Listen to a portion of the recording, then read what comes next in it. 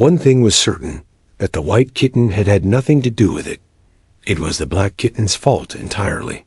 For the white kitten had been having its face washed by the old cat for the last quarter of an hour, and bearing it pretty well, considering. So you see that it couldn't have had any hand in the mischief, the way Dinah washed her. Children's faces was this. First she held the poor thing down by its ear with one paw, and then with the other paw, she rubbed its face all over the wrong way, beginning at the nose. And just now, as I said, she was hard at work on the white kitten, which was lying quite still, and trying to purr, no doubt feeling that it was all meant for its good. But the black kitten had been finished with earlier, in the afternoon. And so, while Alice was sitting curled up in a corner of the great armchair, half talking to herself and half asleep, the kitten had been having a grand game of romps with the ball of worsted Alice had been trying to wind up, and had been rolling it up and down till it had all come undone again. And there it was, spread over the hearthrug, all knots and tangles, with the kitten running after its own tail in the middle. "Oh, you wicked little thing!" cried Alice, catching up the kitten and giving it a little kiss to make it understand that it was in disgrace. "Really, Dinah ought to have taught you better manners. You ought, Dinah, you know you ought," she added, looking reproachfully at the old cat, and speaking in as cross a voice as she could manage, and then she scrambled back into the armchair, taking the kitten and the worsted with her, and began winding up the ball again. But she didn't get on very fast, as she was talking all the time, sometimes to the kitten, and sometimes to herself. Kitty sat very demurely on her knee, pretending to watch the progress of the winding, and now and then putting out one paw and gently touching the ball as if it would be glad to help, if it might. Do you know what tomorrow is, Kitty?"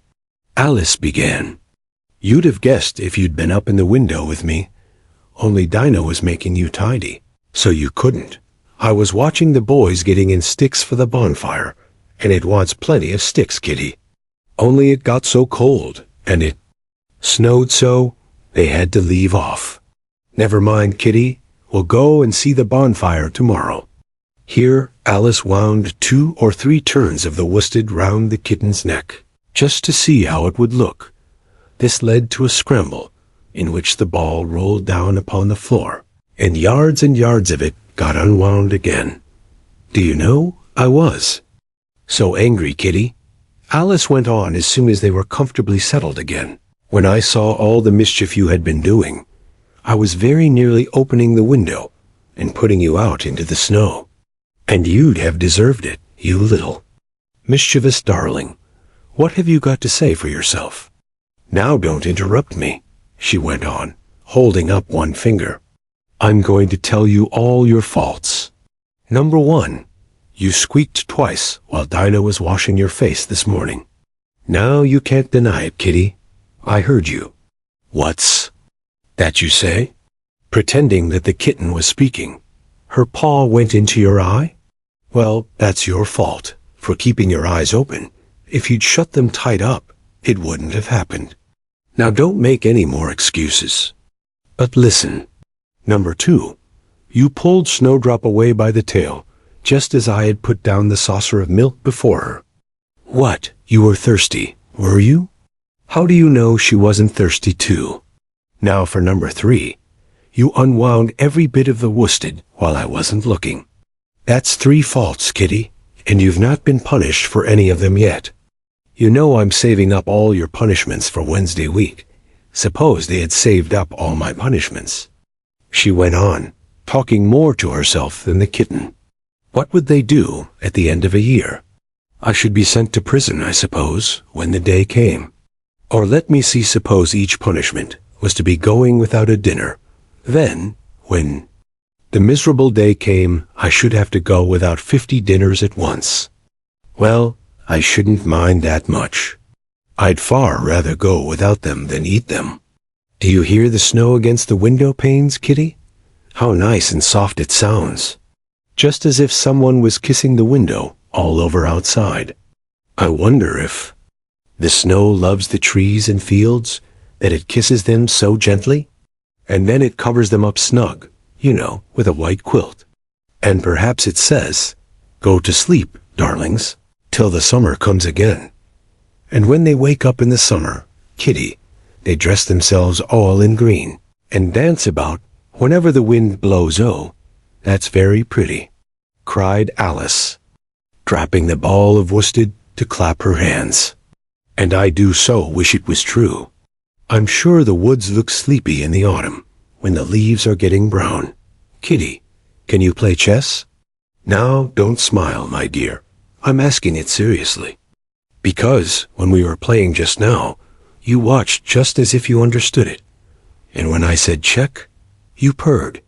Well, it was a nice check, Kitty, and really, I might have won, if it hadn't been for that nasty knight that came whittling down among my pieces. Kitty, dear, let's pretend. And here I wish I could tell you half the things Alice used to say, beginning with her favorite phrase, let's pretend. She had had quite a long argument with her sister, only the day before all, because Alice had begun with, let's pretend we're kings and queens. And her sister, who liked being very exact, had argued that they couldn't, because there were only two of them, and Alice had been reduced at last to say, well, you can. Be one of them then, and I'll be all the rest. And once she had really frightened her old nurse by shouting suddenly in her ear, Nurse, let's pretend that I'm a hungry hyena, and you're a bone. But this is taking us away from Alice's speech to the kitten. Let's pretend that you're the Red Queen, Kitty. Do you know, I think if you sat up and folded your arms, you'd look exactly like her. Now do try. There's a deer. And Alice got the Red Queen off the table and set it up before the kitten as a model, for it to imitate. However, the thing didn't succeed, principally, Alice said, because the kitten wouldn't fold its arms properly. So to punish it, she held it up to the looking-glass, that it might see how sulky it was. And if you're not good directly, she added, I'll put you through into Looking-Glass House. How would you like that? Now, if you'll only attend, Kitty, and not talk so much, I'll tell you all my ideas about Looking-Glass House. First, there's the room you can see through the glass. That's just the same as our drawing room, only the things go the other way. I can see all of it when I get upon a chair all, but the bit behind the fireplace. Oh, I do so wish I could see that bit. I want so much to know whether they've a fire in the winter. You never can tell, unless our fire smokes, and then smoke comes up in that room too, but that may be only pretense, just to make it look as if they had a fire. Well then, the books are something like our books, only the words go the wrong way. I know that, because I've held up one of our books to the glass, and then they hold up one in the other room. How would you like to live in Looking-Glass House, Kitty? I wonder if they'd give you milk in there. Perhaps Looking-Glass milk isn't good to drink, but oh, Kitty, now we come to the passage. You can just see a little peep of the passage in Looking-Glass House if you leave the door of our drawing room wide open, and it's very like our passage as far as you can see. Only it may be quite different on beyond. Oh, Kitty, how nice it would be if we could only get through into Looking-Glass House. I'm sure it's got, such beautiful things in it. Let's pretend there's a way of getting through into it. Somehow, Kitty. Let's pretend the glass has got all soft like gauze, so that we can get through. Why, it's turning into a sort of mist now, I declare. It'll be easy enough to get through. She was up on the chimney-piece while she said this, though she hardly knew how she had got there. And certainly the glass was beginning to melt away, just like a bright silvery mist. In another moment, Alice was through the glass, and had jumped lightly down into the looking-glass room. The very first thing she did was to look whether there was a fire in the fireplace, and she was quite pleased to find that there was a real one, blazing away as brightly as the one she had left behind. so I shall be as warm here as I was in the old room, thought Alice. Warmer, in fact, because there'll be no one here to scold me away from the fire. Oh, what fun it'll be when they see me through the glass in here and can't get at me. Then she began looking about and noticed that what could be seen from the old room was quite common and uninteresting, but that all the rest was as different as possible. For instance, the pictures on the wall next the fire seemed to be all alive, and the very clock on the chimney-piece, you know you can only see the back of it in the looking-glass, had got the face of a little old man, and grinned at her. They don't keep this room so tidy as the other, Alice thought to herself, as she noticed several of the chessmen down in the hearth among the cinders.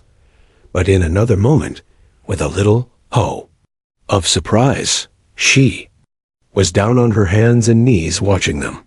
The chessmen were walking about, 2 and 2. "Here are the Red King and the Red Queen," Alice said, in a whisper, for fear of frightening them. "And there are the White King and the White Queen sitting on the edge of the shovel. And here are 2 castles walking arm in arm. I don't think they can hear me," she went on, as she put her head closer down, "and I'm nearly sure they can't see me. I feel somehow as if I were invisible."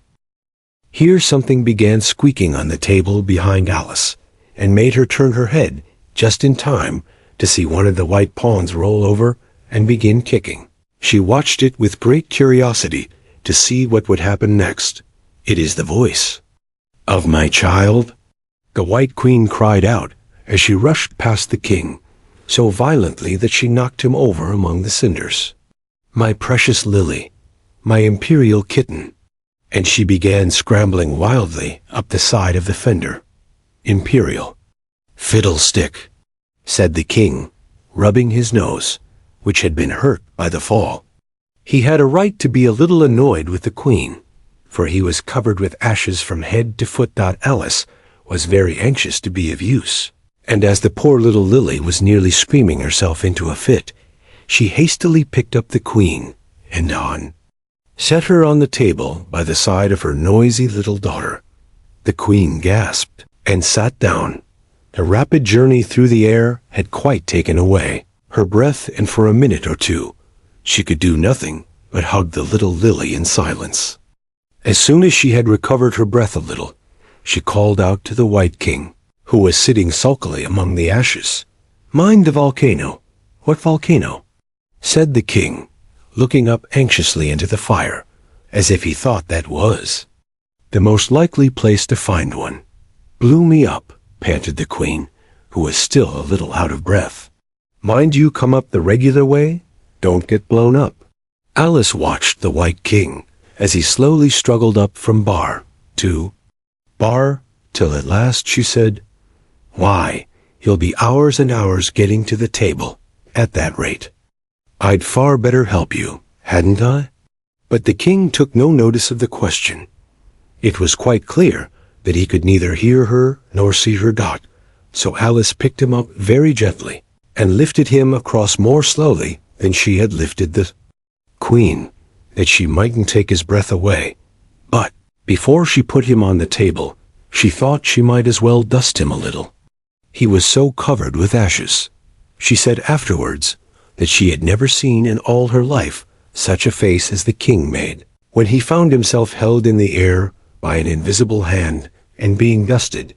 He was far too much astonished to cry out, but his eyes and his mouth went on getting larger and larger and rounder, till her hand shook so with laughing that she nearly let him drop upon the floor. "Oh, please don't make such faces, my dear," she cried out, quite forgetting that the king couldn't hear her. "You make me laugh so that I can hardly hold you. And don't keep your mouth so wide open. All the ashes will get into it there.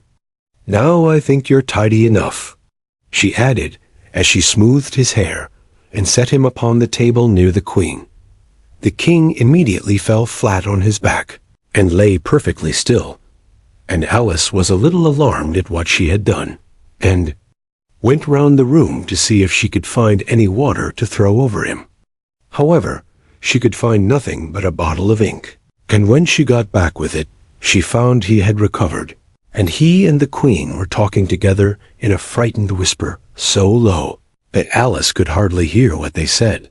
The king was saying, "I assure you, my dear, I turned cold to the very ends of my whiskers." To which the queen replied, "You haven't got any whiskers." The horror of that moment, the king went on, I shall never, never forget. You will, though, the queen said, if you don't make a memorandum of it. Alice looked on with great interest as the king took an enormous memorandum book out of his pocket and began writing. A sudden thought struck her, and she took hold of the end of the pencil, which came some way over his shoulder, and began writing for him. The poor king looked puzzled and unhappy, and struggled with the pencil for some time without saying anything. But Alice was too strong for him, and at last he panted out, "My dear, I really must get a thinner pencil. I can't manage this one a bit. It writes all manner of things that I don't intend." "What manner of things?" said the queen, looking over the book in which Alice had put "The White Knight is sliding down the poker. He balances very badly. That's not a memorandum of your feelings." There was a book lying near Alice on the table, and while she sat watching the White King, for she was still a little anxious about him, and had the ink all ready to throw over him, in case he fainted again, she turned over the leaves to find some part that she could read, for it's all in some language, I don't know. She said to herself, "It was like this, YKCOWREBAJASEVOT, Yattles et DNA, Gillerb Sotba etni Elbmig, Denai Erigdid, Sevagorab, Eteru Ismimulele, Ibarg 2. Star Imam et Dienash puzzled over this for some time, but at last a bright thought struck her. Why, it's a looking-glass book, of course. And if I hold it up to a glass, the words will all go the right way again. This was the poem that Alice read. It seems very pretty, she said when she had finished it, but it's rather hard to understand. You see, she didn't like to confess, even to herself, that she couldn't make it out at all. Somehow it seems to fill my head with ideas, only I don't exactly know what they are. However, somebody killed something. That's clear at any rate. But oh, thought Alice, suddenly jumping up, if I don't make haste, I shall have to go back through the looking-glass before I've seen what the rest of the house is like. Let's have a look at the garden first. She was out of the room in a moment and ran downstairs, or at least it wasn't exactly running, but a new invention of hers for getting downstairs quickly and easily, as Alice said to herself.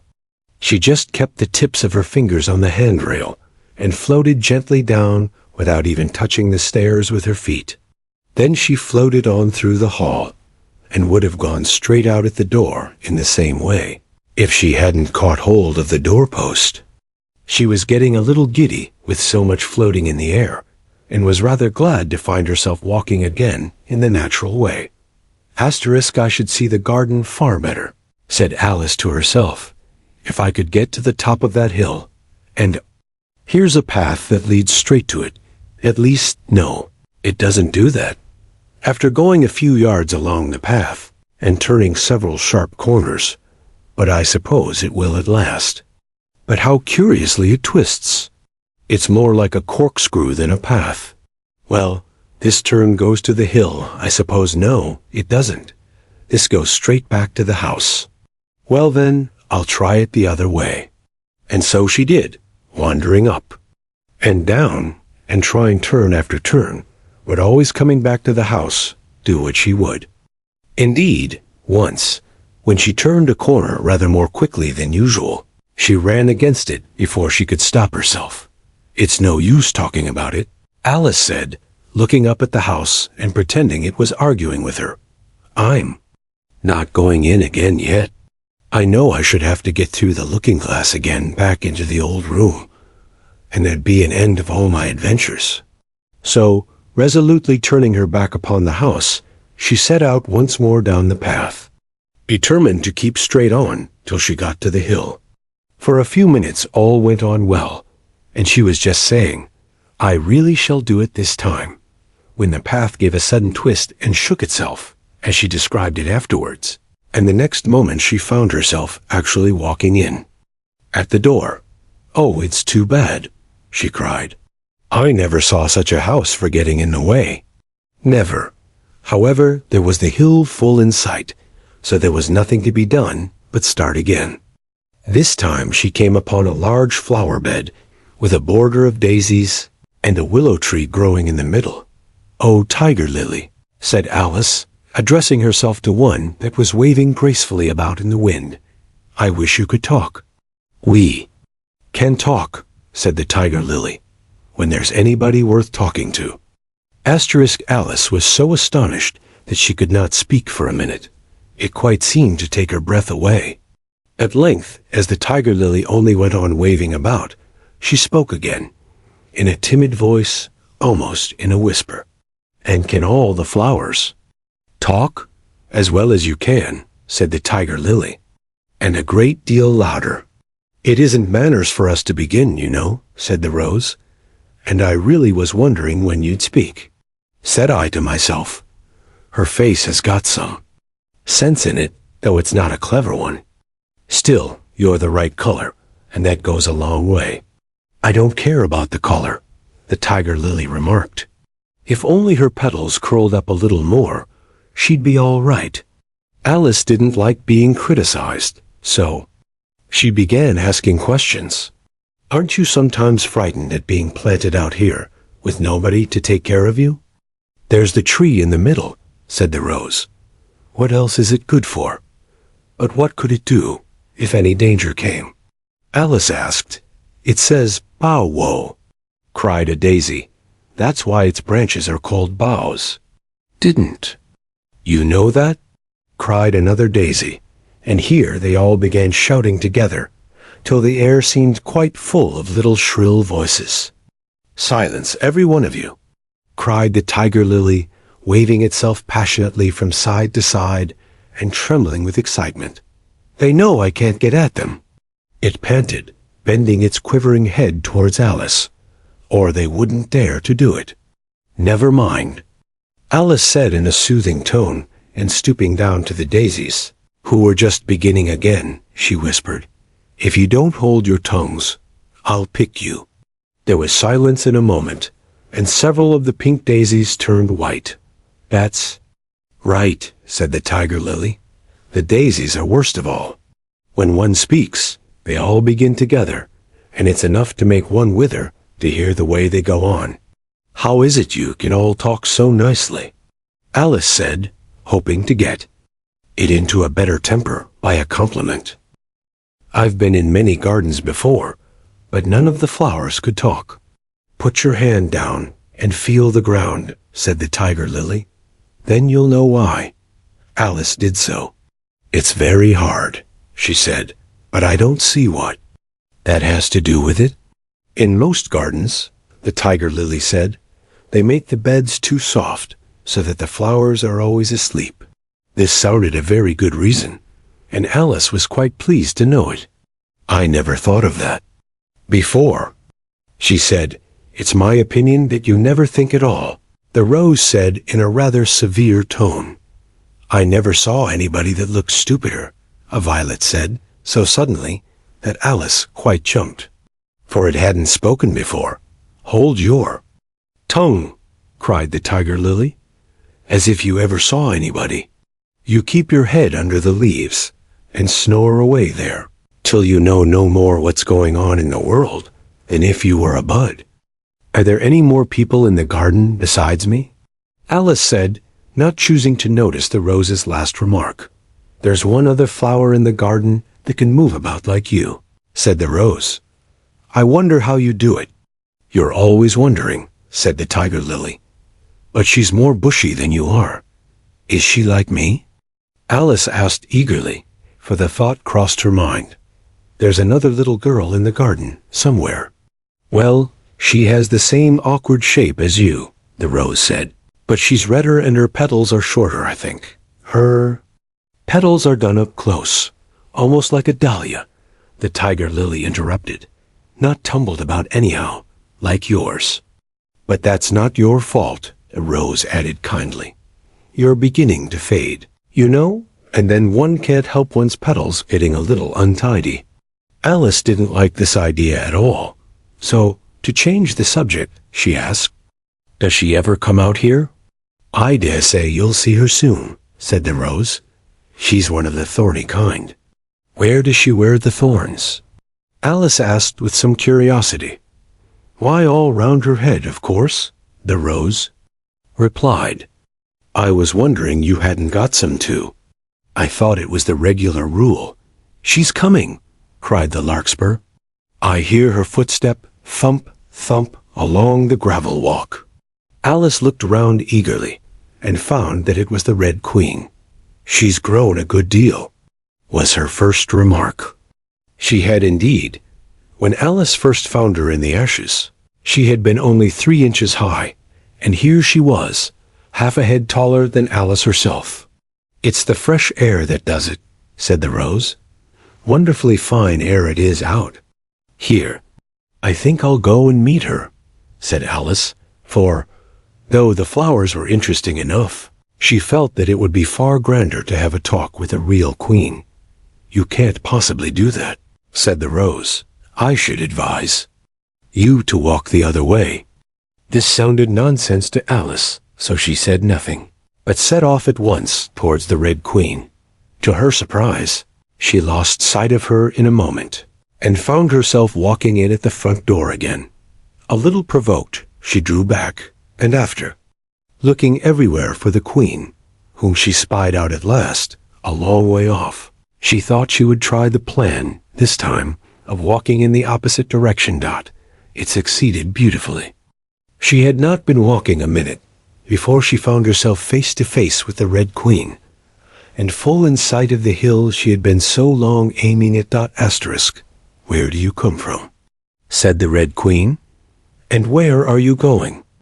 Look up, speak nicely, and don't twiddle your fingers all the time." Alice attended to all these directions, and explained, as well as she could, that she had lost her way. "I don't know what you mean by your way," said the Queen. "All the ways about here belong to me, but why did you come out here at all?" She added in a kinder tone, "Curtsy while you're thinking what to say. It saves time." Alice wondered a little at this, but she was too much in awe of the Queen to disbelieve it. "I'll try it when I go home," she thought to herself. "The next time I'm a little late for dinner." "It's time for you to answer now," the Queen said, looking at her watch. "Open your mouth a little wider when you speak, and always say, 'Your Majesty.' I only wanted to see what the garden was like." "Your Majesty." "That's right," said the Queen, patting her on the head, which Alice didn't like at all. "Though, when you say garden, I've seen gardens, compared with which this would be a wilderness." Alice didn't dare to argue the point, but went on. "And I thought I'd try and find my way to the top of that hill." "When you say hill," the Queen interrupted, "I could show you hills, in comparison with which you'd call that a valley." "No, I shouldn't," said Alice, surprised into contradicting her at last. "A hill can't be a valley, you know." "That would be nonsense." The Red Queen shook her head. "You may call it nonsense if you like," she said. "But I've heard nonsense, compared with which that would be as sensible as a dictionary." Alice curtsied again, as she was afraid from the Queen's tone that she was a little offended, and they walked on in silence till they got to the top of the little hill. For some minutes Alice stood without speaking, looking out in all directions over the country, and a most curious country it was. There were a number of tiny little brooks running straight across it from side to side, and the ground between was divided up into squares by a number of little green hedges that reached from brook to brook. I declare it's marked out just like a large chessboard," Alice said at last. "There ought to be some men moving about somewhere, and so there are." she added in a tone of delight, and her heart began to beat quick with excitement as she went on. It's a great huge game of chess that's being played all over the world. If this is the world at all, you know. Oh, what fun it is. How I wish I was one of them. I wouldn't mind being a pawn. If only I might join, though. Of course, I should like to be a queen. Best. She glanced rather shyly at the real queen as she said this, but her companion only smiled pleasantly and sighed. That's easily managed. You can be the White Queen's pawn, if you like, as Lily's too young to play. And you're in the second square to begin with. When you get to the 8th square, you'll be a queen. Just at this moment, somehow or other, they began to run. Alice never could quite make out, in thinking it over afterwards, how it was that they began. All she remembers is that they were running hand in hand, and the queen went so fast that it was all she could do to keep up with her. And still, the queen kept crying, "Faster, faster." But Alice felt she could not go faster, though she had not breath left to say so. The most curious part of the thing was that the trees and the other things round them never changed their places at all. However fast they went, they never seemed to pass anything. I wonder if all the things move along with us, thought poor puzzled Alice. And the queen seemed to guess her thoughts, for she cried, "Faster, don't try to talk." Not that Alice had any idea of doing that. She felt as if she would never be able to talk again. She was getting so much out of breath, and still the queen cried, "Faster, faster," and dragged her along. "Are we nearly there?" Alice managed to pant out at last. "Nearly there," the queen repeated. "Why, we passed it 10 minutes ago." Faster, and they ran on for a time in silence, with the wind whistling in Alice's ears and almost blowing her hair off her head. She fancied, "Now, now," cried the queen, "faster, faster." And they went so fast that at last they seemed to skim through the air, hardly touching the ground with their feet, till suddenly, just as Alice was getting quite exhausted, they stopped, and she found herself sitting on the ground, breathless and giddy. The queen propped her up against a tree and said kindly, "You may rest a little now." Alice looked round her in great surprise. "Why, I do believe we've been under this tree the whole time. Everything's just as it was." "Of course it is," said the queen. "What would you have it?" "Well, in our country," said Alice, still panting a little, "you'd generally get to somewhere else if you ran very fast for a long time, as we've been doing." "A slow sort of country," said the queen. "Now here, you see, takes all the running you can do to keep in the same place. If you want to get somewhere else, you must run at least twice as fast as that." "I'd rather not try, please," said Alice. "I'm quite content to stay here, only I am so hot and thirsty." "I know what you'd like," the queen said good-naturedly, taking a little box out of her pocket. "Have a biscuit?" Alice thought it would not be civil to say no, though it wasn't at all what she wanted. So she took it and ate it as well as she could, and it was very dry, and she thought she had never been so nearly choked in all her life. "While you're refreshing yourself," said the queen, "I'll just take the measurements." And she took a ribbon out of her pocket, marked in inches, and began measuring the ground, and sticking little pegs in here and there. "At the end of 2 yards," she said, putting in a peg to mark the distance, "I shall give you your directions. Have another biscuit?" "No, thank you," said Alice. "One's quite enough. Thirst quenched, I hope?" said the queen. Alice did not know what to say to this, but luckily the queen did not wait for an answer, but went on. "At the end of 3 yards, I shall repeat them, for fear of your forgetting them. At the end of 4, I shall say goodbye. And at the end of 5, I shall go." She had got all the pegs put in by this time, and Alice looked on with great interest as she returned to the tree and then began slowly walking down the row. At the 2-yard peg she faced round and said, "On goes 2 squares in its first move, you know. So you'll go very quickly through the 3rd square by railway, I should think, and you'll find yourself in the 4th square in no time. Well, that square belongs to Tweedledum and Tweedledee. The 5th is mostly water. The 6th belongs to Humpty Dumpty, but you make no remark." I didn't know I had to make one just then. Alice faltered out. "You should have said, 'It's extremely kind of you to tell me all this. However, we'll suppose it said, the 7th square is all forest, however, one of the knights will show you the way, and in the 8th square we shall be queens together, and it's all feasting and fun.'"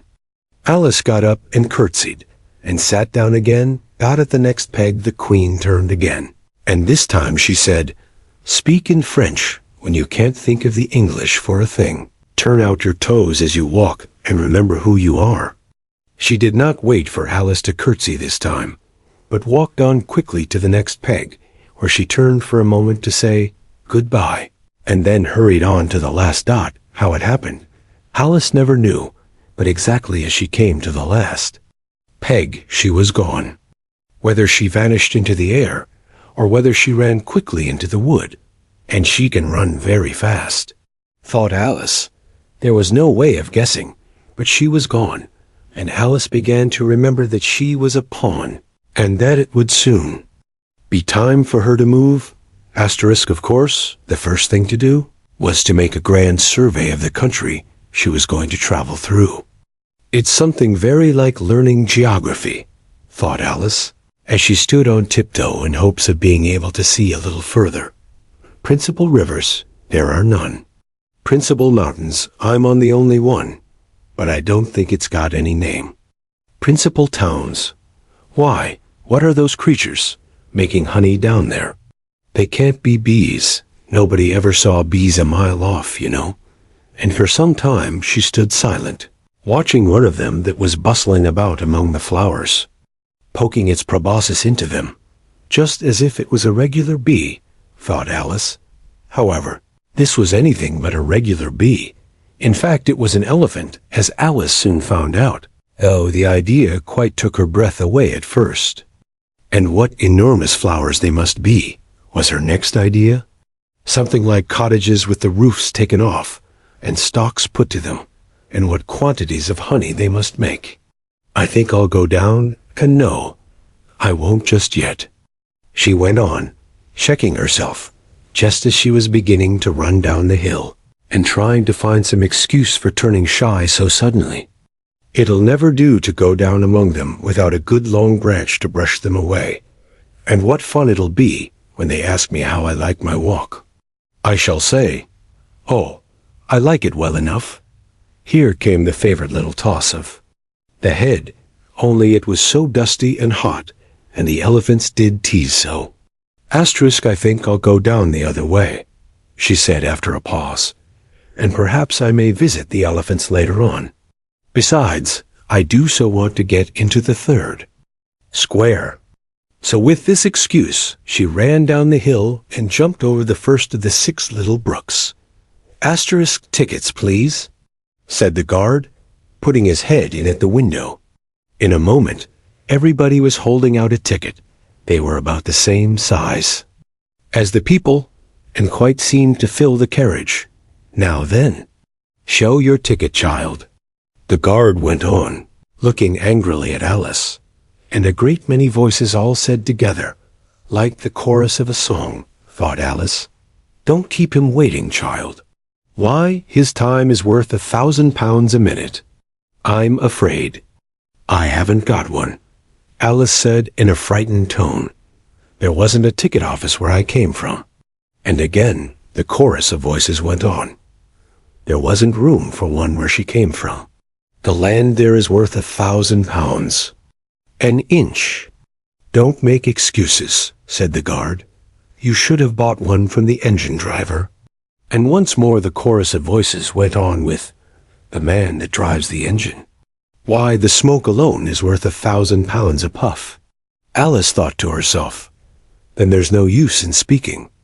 The voices didn't join in this time, as she hadn't spoken, but to her great surprise, they all thought in chorus.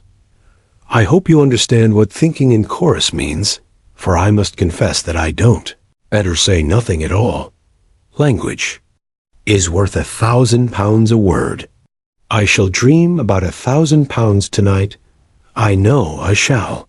Thought Alice. All this time the guard was looking at her, first through a telescope, then through a microscope, and then through an opera glass. At last he said, You're traveling the wrong way, and shut up the window and went away. So young a child, said the gentleman sitting opposite to her. He was dressed in white paper, ought to know which way she's going, even if she doesn't know her own name. A goat that was sitting next to the gentleman in white shut his eyes and said in a loud voice, She ought to know her way to the ticket office, even if she doesn't know her alphabet. There was a beetle sitting next to the goat. It was a very queer carriage full of passengers altogether, and as the rule seemed to be that they should all speak in turn, he went on with, She have to go back from here as luggage. Alice couldn't see who was sitting beyond the beetle, but a hoarse voice spoke next.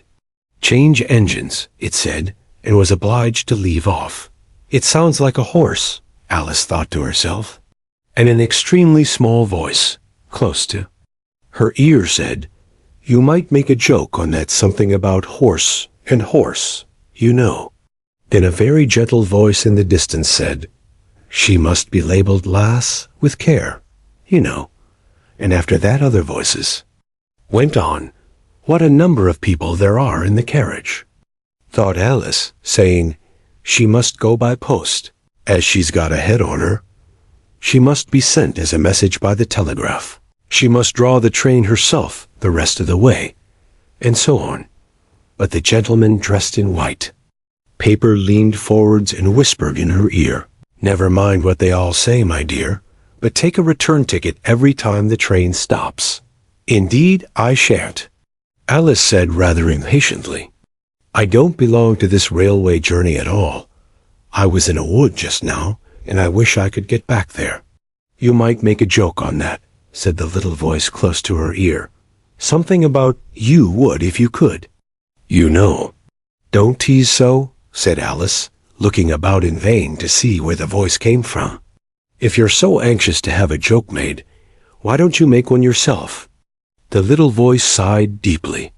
It was very unhappy, evidently, and Alice would have said something pitying to comfort it, if it would only sigh like other people, she thought.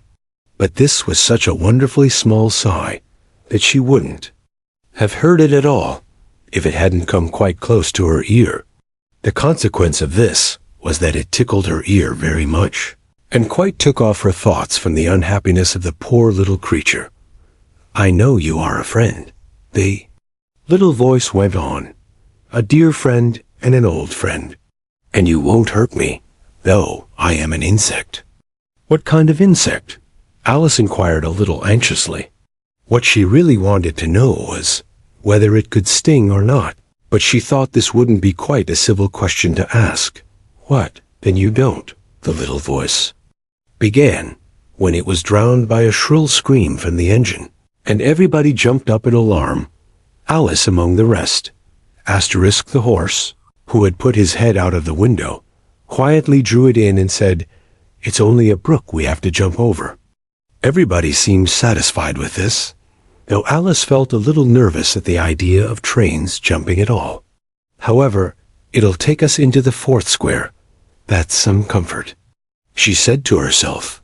In another moment, she felt the carriage rise straight up into the air, and in her fright, she caught at the thing nearest to her hand, which happened to be the goat's beard.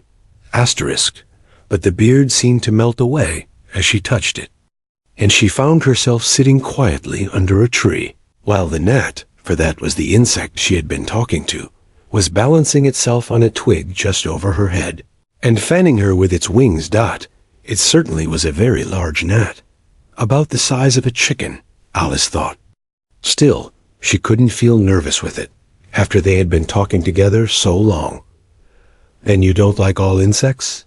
The gnat went on, as quietly as if nothing had happened. "I like them when they can talk," Alice said. "None of them ever talk where I come from." "What sort of insects do you rejoice in where you come from?" the gnat inquired. "I don't rejoice in insects at all," Alice explained, "because I'm rather afraid of them, at least the large kinds. But I can tell you the names of some of them." "Of course they answer to their names?" the gnat remarked carelessly. "I never knew them to do it." "What's the use of their having names?" the gnat said, "if they won't answer to them?" "No use to them," said Alice. "But it's useful to the people who name them, I suppose. If not, why do things have names at all?" "I can't say," the gnat replied. "Further on, in the wood down there, they've got no names, however. Go on with your list of insects. You're wasting time." "Well, there's the horsefly," Alice began, counting off the names on her fingers. "All right," said the gnat. "Halfway up that bush, you'll see a rocking horsefly if you look. It's made entirely of wood and gets about by swinging itself from branch to branch." "What does it live on?" Alice asked with great curiosity. "Sap and sawdust," said the gnat. "Go on with the list." Alice looked up at the rocking horsefly with great interest, and made up her mind that it must have been just repainted. It looked so bright and sticky. And then she went on. "And there's the dragonfly. Look on the branch above your head," said the gnat. "And there you'll find a snapdragonfly. Its body is made of plum pudding, its wings of holly leaves, and its head is a raisin burning in brandy." "And what does it live on?" "Frumenty and mince pie," the gnat replied. "And it makes its nest in a Christmas box." "And then there's the butterfly," Alice went on, after she had taken a good look at the insect with its head on fire, and had thought to herself, "I wonder if that's the reason insects are so fond of flying into candles, because they want to turn into snapdragon flies." "Crawling at your feet," said the gnat. Alice drew her feet back in some alarm. "You may observe a bread and butterfly. Its wings are thin slices of bread and butter. Its body is a crust, and its head is a lump of sugar." "And what does it live on?" "Weak tea with cream in it." A new difficulty came into Alice's head. Supposing it couldn't find any? She suggested. Then it would die, of course. "But that must happen very often," Alice remarked thoughtfully. "It always happens," said the gnat. After this, Alice was silent for a minute or two, pondering. The gnat amused itself, meanwhile, by humming round and round her head. At last it settled again and remarked, "I suppose you don't want to lose your name?" "No, indeed," Alice said, a little anxiously. "And yet, I don't know. This gnat went on in a careless tone. Only think how convenient it would be if you could manage to go home without it. For instance, if the governess wanted to call you to your lessons, she would call out, 'Come here,' and there she would. Have to leave off, because there wouldn't be any name for her to call. And of course, you wouldn't have to go, you know." "That would never do, I'm sure," said Alice. "The governess would never think of excusing me lessons for that. If she couldn't remember my name, she'd call me Miss, as the servants do." "Well, if she said Miss, and didn't say anything more," the gnat remarked, "of course you'd miss your lessons. That's a joke. I wish you had made it." "Why do you wish I had made it?" Alice asked. "It's a very bad one." But the gnat only sighed deeply, while 2 large tears came rolling down its cheeks. "You shouldn't make jokes," Alice said, "if it makes you so unhappy." Then came another of those melancholy little sighs, and this time the poor gnat really seemed to have sighed itself away, for, when Alice looked up, there was nothing whatever to be seen on the twig, and, as she was getting quite chilly with sitting still so long, she got up and walked on. She very soon came to an open field, with a wood on the other side of it. It looked much darker than the last wood, and Alice felt a little timid about going into it. However, on second thoughts, She made up her mind to go on. For I certainly won't go back, she thought to herself, and this was the only way to the 8th square. This must be the wood, she said thoughtfully to herself, where things have no names. I wonder what'll become of my name when I go in. I shouldn't like to lose it at all, because they'd have to give me another, and it would be almost certain to be an ugly one. But then the fun would be trying to find the creature that had got my old name. That's just like the advertisements. You know, when people lose dogs, answers to the name of Dash had on a brass collar. Just fancy calling everything you met Alice, till one of them answered. Only they wouldn't answer at all, if they were wise. She was rambling on in this way when she reached the wood. It looked very cool and shady. Well, at any rate, it's a great comfort, she said as she stepped under the trees. After being so hot, to get into what? She went on, rather surprised at not being able to think of the word. I mean to get under this, you know. Putting her hand on the trunk of the tree. What does it call? Itself, I wonder? I do believe it's got no name. Why, to be sure it hasn't. She stood silent for a minute, thinking. Then she suddenly began again. Then it really has happened after all. And now, who am I? I will remember, if I can. I'm determined to do it. But being determined didn't help much, and all she could say, after a great deal of puzzling, was, L. I know it begins with L. Just then a fawn came wandering by. It looked at Alice with its large, gentle eyes, but didn't seem at all frightened. Here then, Alice said, as she held out her hand and tried to stroke it. But it only started back a little, and then stood looking at her again. Asterisk, what do you call yourself? The fawn said at last. Such a soft, sweet voice it had. I wish I knew, thought poor Alice. She answered, rather sadly. Nothing, just now. Think again, it said. That won't do. Alice thought, but nothing came of it. Please, would you tell me what you call yourself? She said, timidly. I think that might help a little. I'll tell you, if you'll move a little further on, the fawn said. I can't remember here. So they walked on together through the wood, Alice with her arms clasped lovingly round the soft neck of the fawn, till they came out into another open field, and here the fawn gave a sudden bound into the air and shook itself free from Alice's arms. I'm a fawn, it cried out in a voice of delight, and dear me, you're a human child. A sudden look of alarm came into its beautiful brown eyes, and in another moment it had darted away at full speed. Alice stood looking after it, almost ready to cry, with vexation at having lost her dear little fellow traveler so suddenly. However, I know my name now, she said. That's some comfort. Alice, Alice, I won't forget it again. And now, which of these finger posts ought I to follow, I wonder? It was not a very difficult question to answer, as there was only one road through the wood, and the 2 finger posts both pointed along it. I'll settle it, Alice said to herself, when the road divides and they point different ways. But this did not seem likely to happen. She went on and on, a long way, but wherever the road divided there were sure to be 2 finger posts pointing the same way, one marked to Tweedledum's house, and the other to the house of Tweedledee. I do believe, said Alice, at last, that they live in the same house. I wonder I never thought of that before, but I can't stay there long. I'll just call and say, how do you do, and ask them the way out of the wood. If I could only get to the 8th square before it gets dark.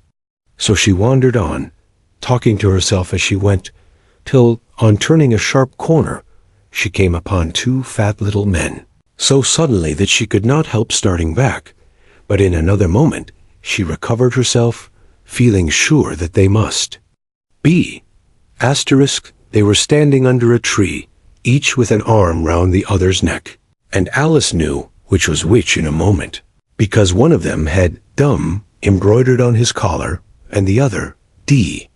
I suppose they've each got Tweedle round at the back of the collar, she said to herself. They stood so still that she quite forgot they were alive, and she was just looking round to see if the word Tweedle was written at the back of each collar when she was startled by a voice coming from the one marked dumb. If you think where wax works, he said, you ought to pay, you know. Waxworks weren't made to be looked at for nothing nohow. Contrariwise, added the one marked D. If you think we're alive, you ought to speak. I'm sure I'm very sorry, was all Alice could say. For the words of the old song kept ringing through her head like the ticking of a clock, and she could hardly help saying them out loud. Tweedledum and Tweedledee agreed to have a battle. For Tweedledum said Tweedledee had spoiled his nice new rattledot. Just then flew down a monstrous crow, as black as a tar barrel, which frightened both the heroes, so they quite forgot their quarrel. I know what you're thinking about, said Tweedledum, but it isn't so nohow. Contrariwise, continued Tweedledee, if it was so, it might be, and if it were so, it would be. But as it isn't, it ain't. That's logic. I was thinking, Alice said very politely, which is the best way out of this wood? It's getting so dark. Would you tell me, please? But the little men only looked at each other and grinned. They looked so exactly like a couple of great schoolboys that Alice couldn't help pointing her finger at Tweedledum and saying, first boy. Nohow. Tweedledum cried out briskly and shut his mouth up again with a snap. Next boy, said Alice, passing on to Tweedledee, though she felt quite certain he would only shout out, contrariwise. And so he did? You've been wrong, cried Tweedledum. The first thing in a visit is to say howdy-do and shake hands. And here the two brothers gave each other a hug, and then they held out the two hands that were free. To shake hands with her Dot, Alice did not like shaking hands with either of them first, for fear of hurting the other one's feelings. So as the best way out of the difficulty, she took hold of both hands at once. The next moment they were dancing, round in a ring. This seemed quite natural, she remembered afterwards, and she was not even surprised to hear music playing. It seemed to come from the tree under which they were dancing, and it was done, as well as she could make it out, by the branches rubbing, one across the other, like fiddles and fiddlesticks. Asterisk, but it certainly was funny. Alice said afterwards, when she was telling her sister the history of all this, to find myself singing, Here We Go Round the Mulberry Bush. I don't know when I began it, but somehow I felt as if I'd been singing it a long, long time. The other two dancers were fat, and very soon out of breath. 4 times. Round is enough for one dance, Tweedledum panted out, and they left off dancing as suddenly as they had begun. The music stopped at the same moment. Then they let go of Alice's hands, and stood looking at her for a minute. There was a rather awkward pause, as Alice didn't know how to begin a conversation with people she had just been dancing with. It would never do to say howdy-do. Now, she said to herself, we seem to have got beyond that, somehow.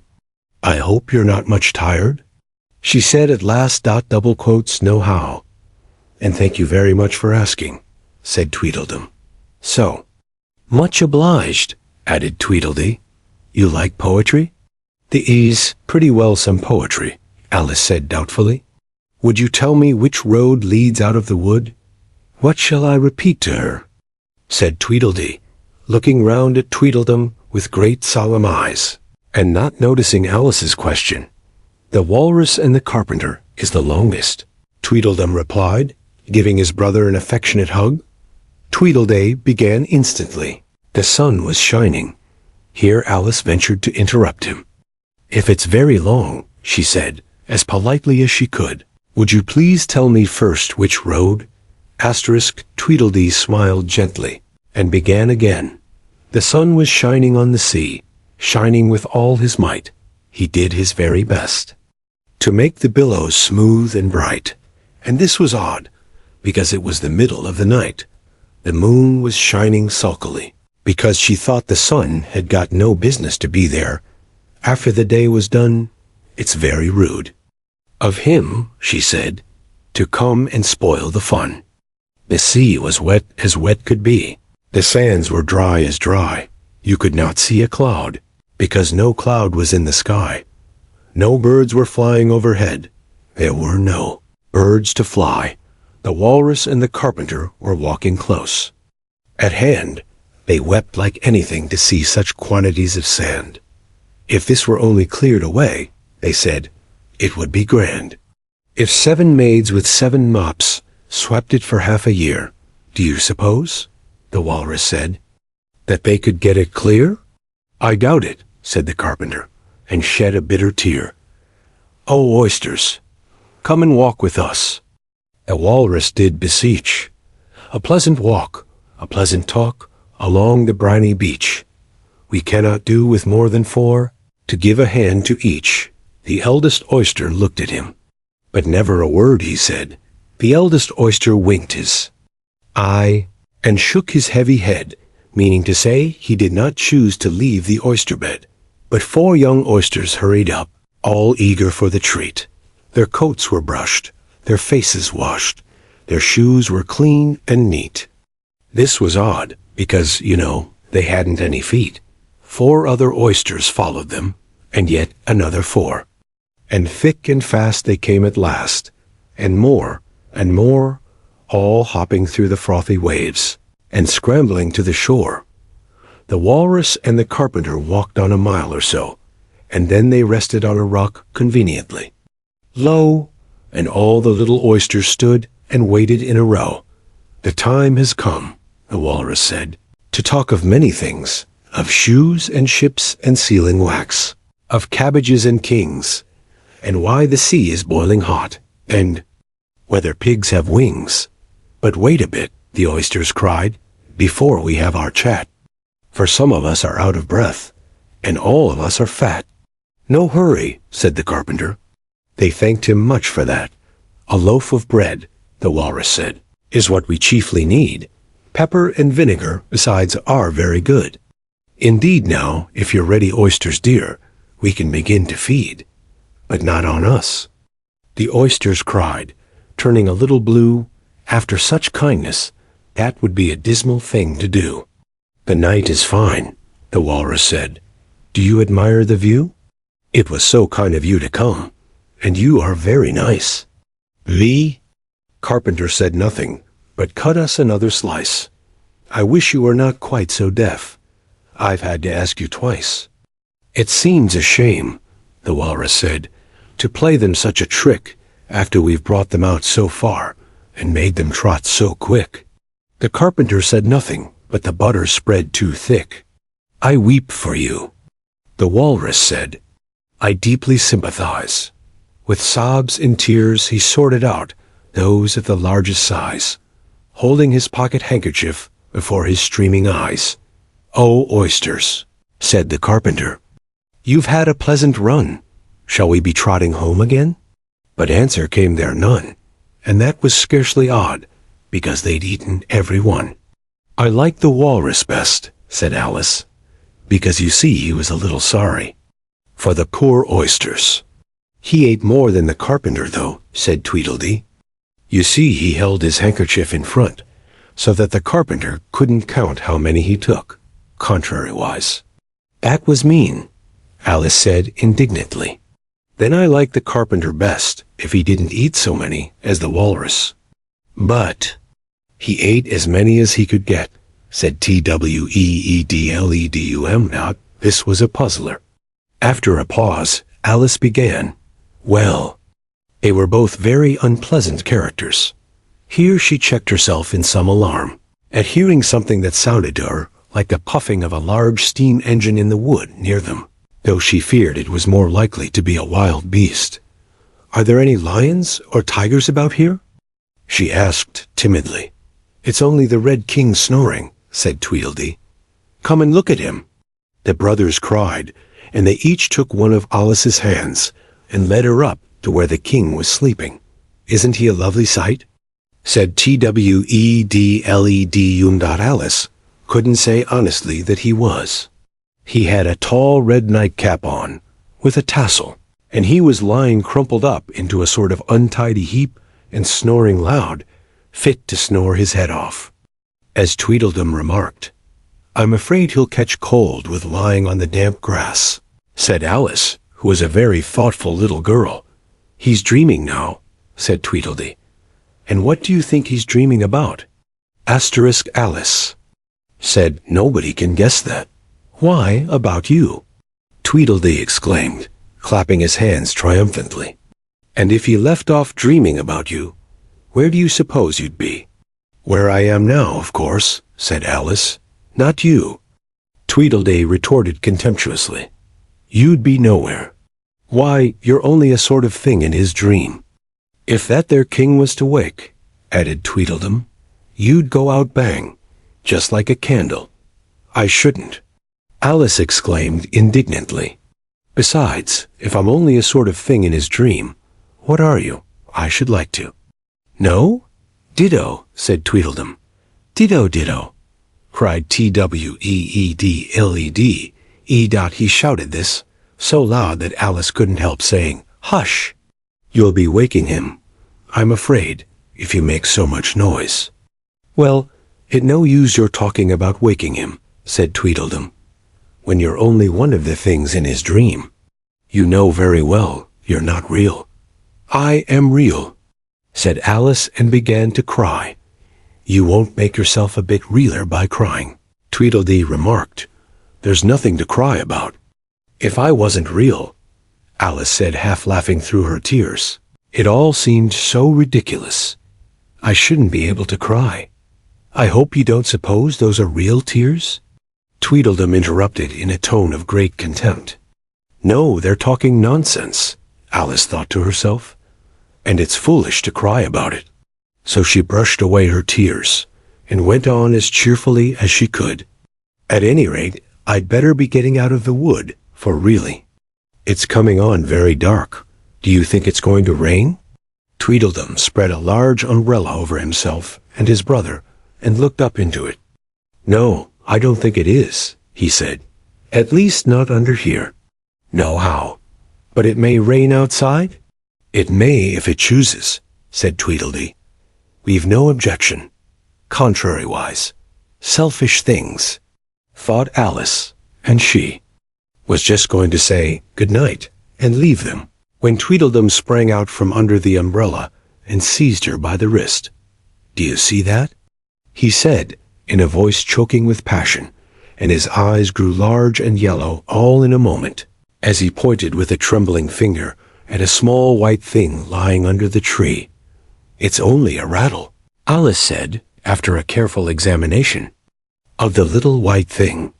"Not a rattlesnake, you know," she added hastily, thinking that he was frightened. "Only an old rattle, quite old and broken." "I knew it was," cried Tweedledum, beginning to stamp about wildly and tear. "His hair. It's spoiled, of course." Here he looked at Tweedledee, who immediately sat down on the ground and tried to hide himself under the umbrella. Alice laid her hand upon his arm and said in a soothing tone, "You needn't be so angry about an old rattle." "But it isn't old," Tweedledum cried in a greater fury than ever. "It's new, I tell you. I bought it yesterday, my nice new rattle." And his voice rose to a perfect scream. All this time Tweedledee was trying his best to fold up the umbrella, with himself in it, which was such an extraordinary thing to do, that it quite took off Alice's attention from the angry brother. But he couldn't quite succeed, and it ended in his rolling over, bundled up in the umbrella, with only his head out, and there he lay, opening and shutting his mouth and his large eyes, looking more like a fish than anything else. Alice thought. "Of course you agree to have a battle?"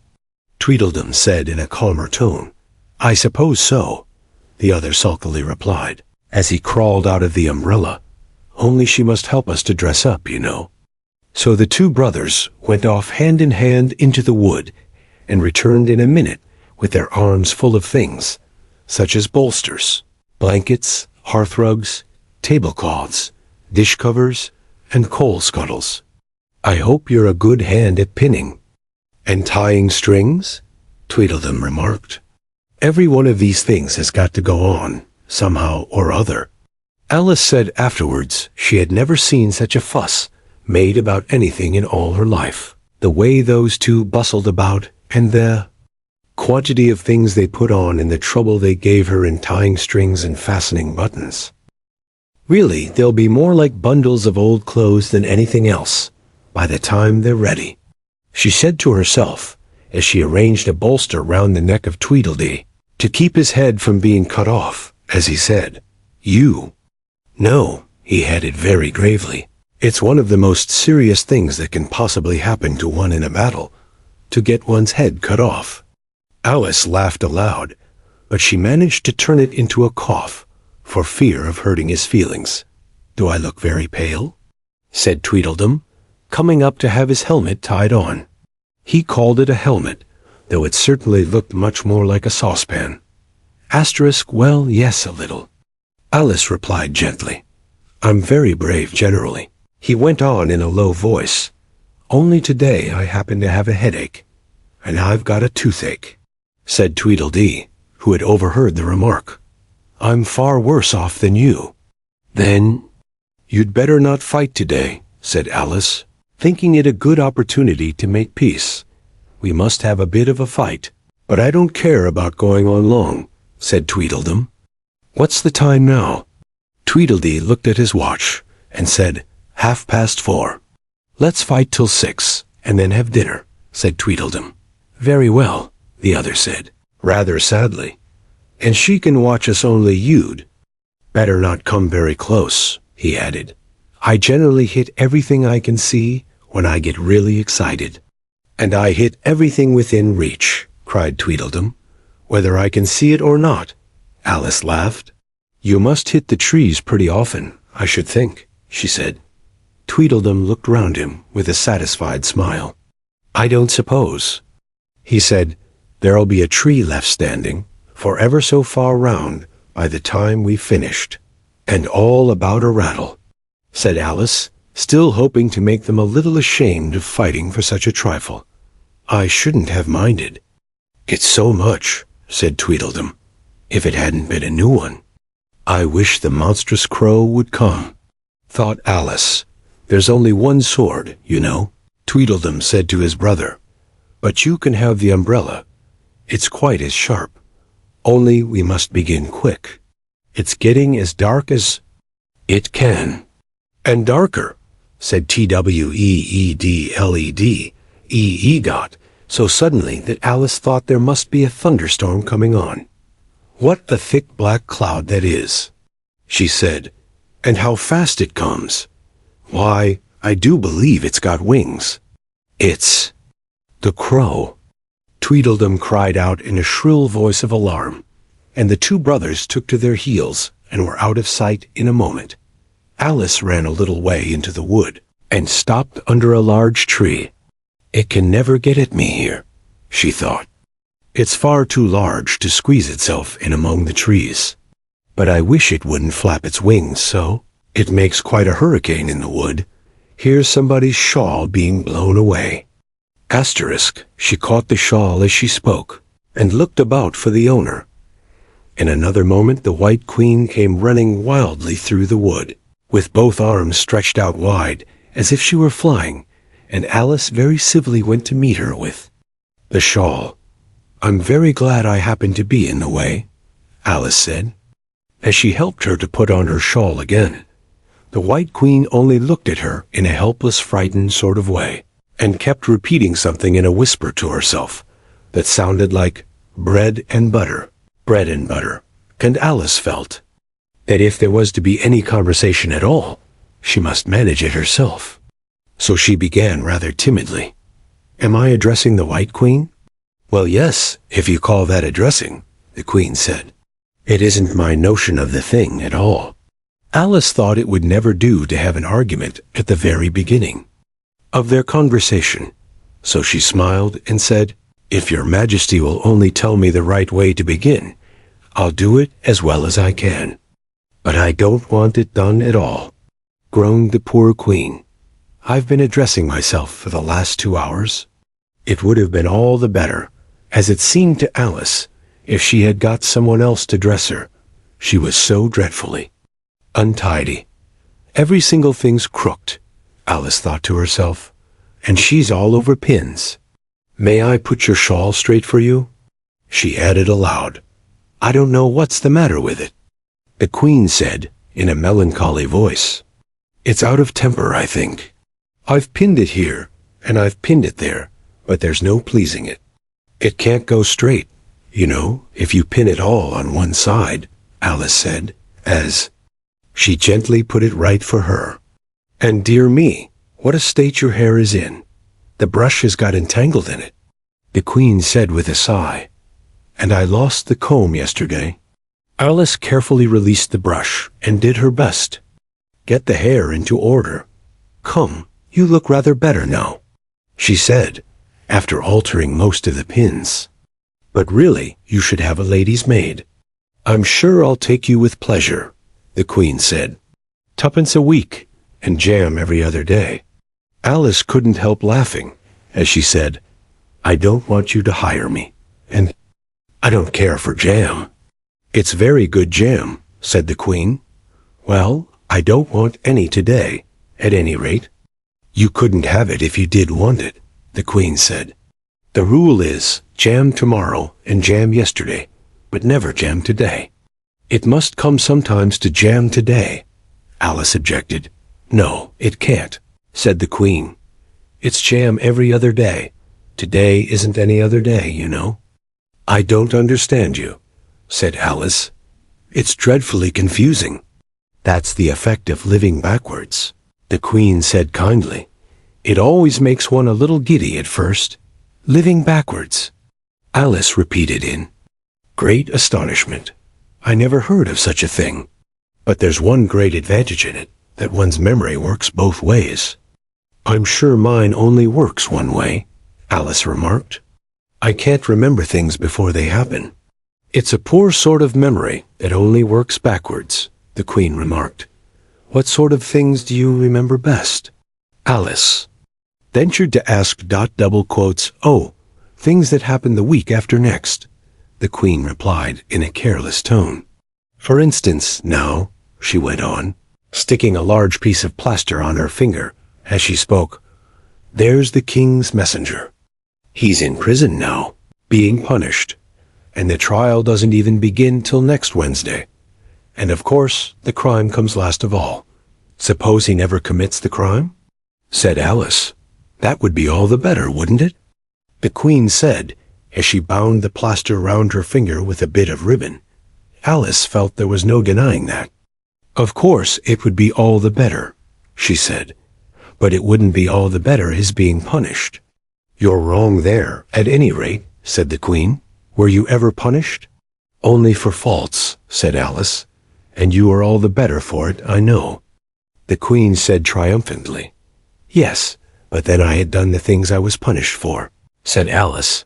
That makes all the difference. But if you hadn't done them, the queen said, that would have been better still. Better, and better, and better. Her voice went higher with each better, till it got quite to a squeak at last. Alice was just beginning to say, there's a mistake somewhere, when the queen began screaming so loud that she had to leave the sentence unfinished. Oh, oh, oh, shouted the queen, shaking her hand about as if she wanted to shake it off. My finger's bleeding. Oh, oh, oh. Her screams were so exactly like the whistle of a steam engine that Alice had to hold both her hands over her ears. What is the matter? She said, as soon as there was a chance of making herself heard. Have you pricked your finger? I haven't pricked it yet, the queen said, but I soon shall. Oh, oh. When do you expect to do it? Alice asked, feeling very much inclined to laugh. When I fasten my shawl again, the poor queen groaned out. The brooch will come undone directly. Oh, oh. As she said the words, the brooch flew open, and the queen clutched wildly at it and tried to clasp it again. "Take care," cried Alice. "You're holding it all crooked." And she caught at the brooch. But it was too late. The pin had slipped, and the queen had pricked her finger. "That accounts for the bleeding, you see," she said to Alice with a smile. "Now you understand the way things happen here. But why don't you scream now?" Alice asked, holding her hands ready to put over her ears again. "Why? I've done all the screaming already," said the queen. "What would be the good of having it all over again?" By this time it was getting light. "The crow must have flown away, I think," said Alice. "I'm so glad it's gone. I thought it was the night coming on. I wish I could manage to be glad." The queen said, "Only I never can remember the rule. You must be very happy, living in this wood and being glad whenever you like. Only it is so very lonely here," Alice said in a melancholy voice. And at the thought of her loneliness, 2 large tears came rolling down her cheeks. "Oh, don't go on like that," cried the poor queen, wringing her hands in despair. "Consider what a great girl you are. Consider what a long way you've come today. Consider what o'clock it is. Consider anything, only don't cry." Alice could not help laughing at this, even in the midst of her tears. "Can you keep from crying by considering things?" she asked. "That's the way it's done," the queen said with great decision. "Nobody can do 2 things at once, you know. Let's consider your age to begin with. How old are you?" "I'm 7½ exactly." "You needn't say exactually," the queen remarked. "I can believe it without that. Now I'll give you something to believe. I'm just 101 5 months and a day." "I can't believe that," said Alice. "Can't you?" the queen said in a pitying tone. "Try again. Draw a long breath and shut your eyes." Alice laughed. "There's no use trying," she said. "One can't believe impossible things." "I dare say you haven't had much practice," said the queen. "When I was your age, I always did it for half an hour a day. Why, sometimes I've believed as many as 6 impossible things before breakfast." There goes the shawl again. The brooch had come undone as she spoke, and a sudden gust of wind blew the queen's shawl across a little brook. The queen spread out her arms again and went flying after it, and this time she succeeded in catching it for herself. "I've got it," she cried in a triumphant tone. "Now you shall see me pin it on again, all by myself." "Then I hope your finger is better now?" Alice said very politely as she crossed the little brook after the queen. Asterisk, asterisk, "Oh, much better," cried the queen, her voice rising to a squeak as she went on. "Much better. Be-etter, be-e-etter, be-e-eh." The last word ended in a long bleat, so like a sheep that Alice quite started. Asterisk, she looked at the queen, who seemed to have suddenly wrapped herself up in wool. Alice rubbed her eyes and looked again. She couldn't make out what had happened at all. Was she in a shop? And was it really a sheep that was sitting on the other side of the counter? Rub as she could make nothing more of it. She was in a little dark shop, leaning with her elbows on the counter, and opposite to her was an old sheep sitting in an armchair, knitting, and every now and then leaving off to look at her through a great pair of spectacles. "What is it you want to buy?" the sheep said at last, looking up for a moment from her knitting. "I don't quite know yet," Alice said, very gently. "I should like to look all round me first, if I might." "You may look in front of you, and on both sides if you like," said the sheep, "but you can't look all round you, unless you've got eyes at the back of your head." But these, as it happened, Alice had not got, so she contented herself with turning round, looking at the shelves as she came to them. Asterisk, the shop seemed to be full of all manner of curious things, but the oddest part of it all was that whenever she looked hard at any shelf, to make out exactly what it had on it. That particular shelf was always quite empty, though the others round it were crowded as full as they could hold. Things flow about so here, she said at last in a plaintive tone, after she had spent a minute or so in vainly pursuing a large bright thing that looked sometimes like a doll and sometimes like a workbox, and was always in the shelf next above the one she was looking at. And this one is the most provoking of all, but I'll tell you what, she added, as a sudden thought struck her. I'll follow it up to the very top shelf of all. It'll puzzle it to go through the ceiling, I expect. But even this plan failed. The thing went through the ceiling as quietly as possible, as if it were quite used to it. Are you a child or a teetotum? The sheep said, as she took up another pair of needles. You'll make me giddy soon, if you go on turning round like that. She was now working with 14 pairs at once, and Alice couldn't help looking at her in great astonishment. How can she knit with so many? The puzzled child thought to herself. She gets more and more like a porcupine every minute. Can you row? The sheep asked, handing her a pair of knitting needles as she spoke.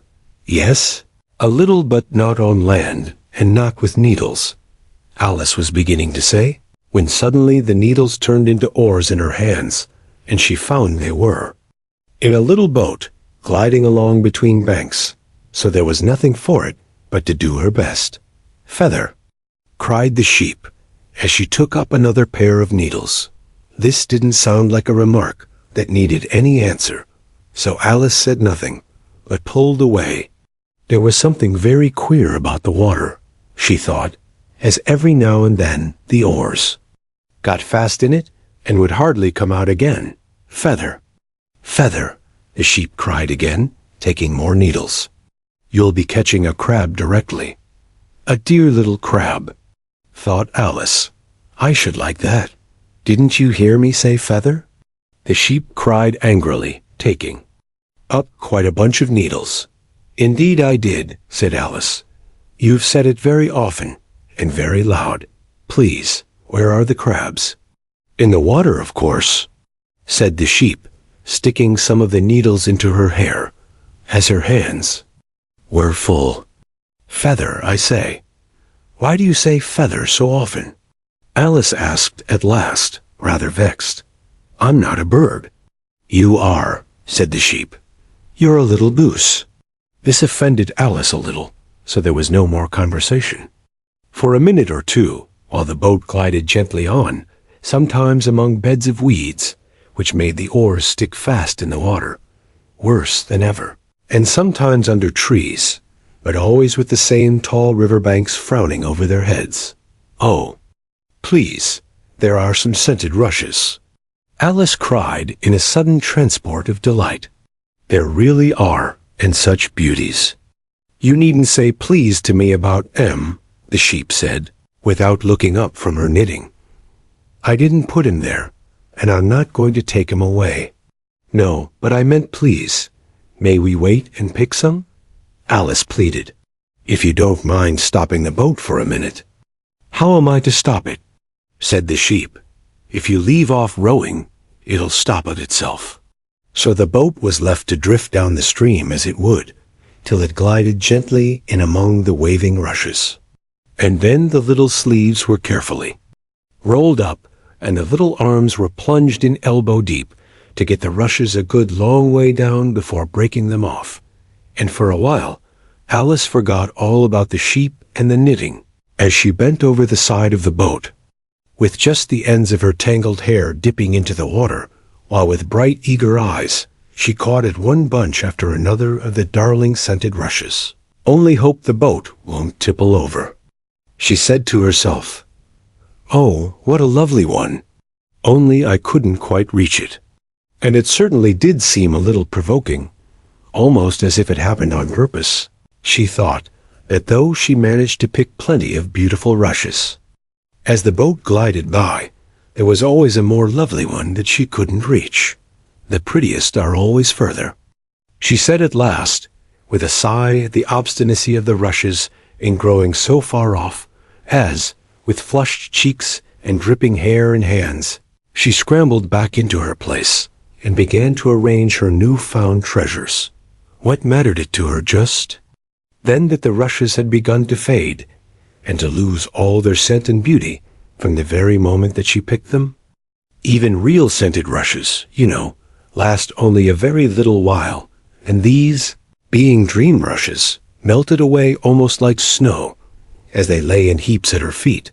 But Alice hardly noticed this. There were so many other curious things to think about. They hadn't gone much farther before the blade of one of the oars got fast in the water and wouldn't come out again, so Alice explained it afterwards, and the consequence was that the handle of it caught her under the chin, and in spite of a series of little shrieks of "Oh, oh, oh!" from poor Alice, it swept her straight off the seat and down among the heap of rushes. However, she wasn't hurt, and was soon up again.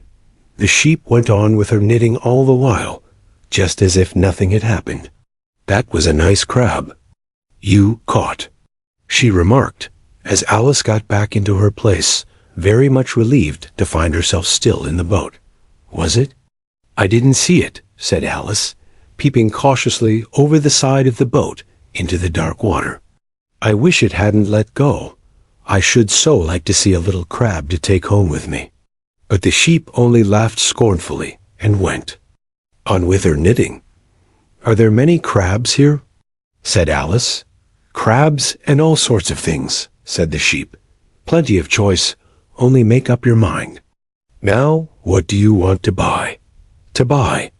Alice echoed in a tone that was half astonished and half frightened, for the oars and the boat and the river had vanished all in a moment, and she was back again in the little dark shop. "I should like to buy an egg, please," she said timidly. "How do you sell them?" "5 farthing for one, 2 for 2, the sheep replied. "Then 2 are cheaper than 1? Alice said in a surprised tone, taking out her purse. "Only you must eat them both, if you buy 2, said the sheep. "Then I'll have 1, please," said Alice, as she put the money down on the counter. For she thought to herself, they mightn't be at all nice, The sheep took the money and put it away in a box. Then she said, "I never put things into people's hands. That would never do. You must get it for yourself." And so saying, she went off to the other end of the shop and set the egg upright on a shelf. "I wonder why it wouldn't do," thought Alice, as she groped her way among the tables and chairs, for the shop was very dark towards the end. "The egg seems to get further away the more I walk towards it. Let me see, is this a chair? Why, it's got branches, I declare. How very odd to find trees growing here. And actually, here's a little brook. Well, this is the very queerest shop I ever saw. Asterisk, asterisk, asterisk." So she went on, wondering more and more at every step, as everything turned into a tree the moment she came up to it, and she quite expected the egg to do the same. Asterisk. However, the egg only got larger and larger, and more human. When she had come within a few yards of it, she saw that it had eyes and a nose and mouth. And when she had come close to it, she saw clearly that it was Humpty Dumpty himself. "It can't be anybody else," she said to herself. "I'm as certain of it as if his name were written all over his face. It might have been written 100 times easily on that enormous face."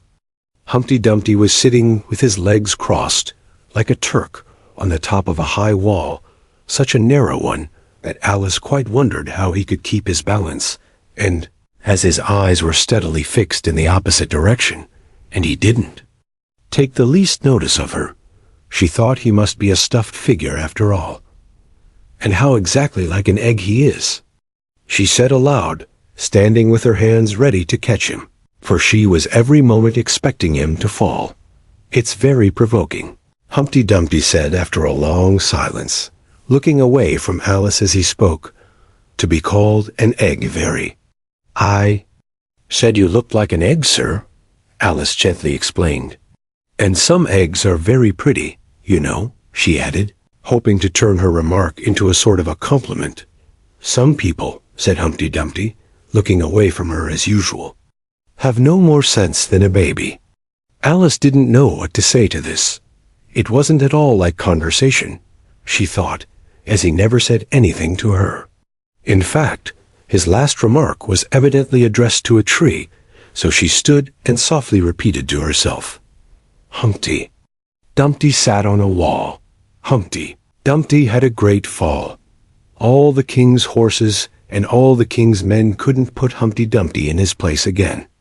"That last line is much too long for the poetry," she added, almost out loud, forgetting that Humpty Dumpty would hear her. "Don't stand there chattering to yourself like that," Humpty Dumpty said, looking at her for the first time. "But tell me your name and your business." "My name is Alice, but it's a stupid enough name." Humpty Dumpty interrupted impatiently. "What does it mean? Must a name mean something?"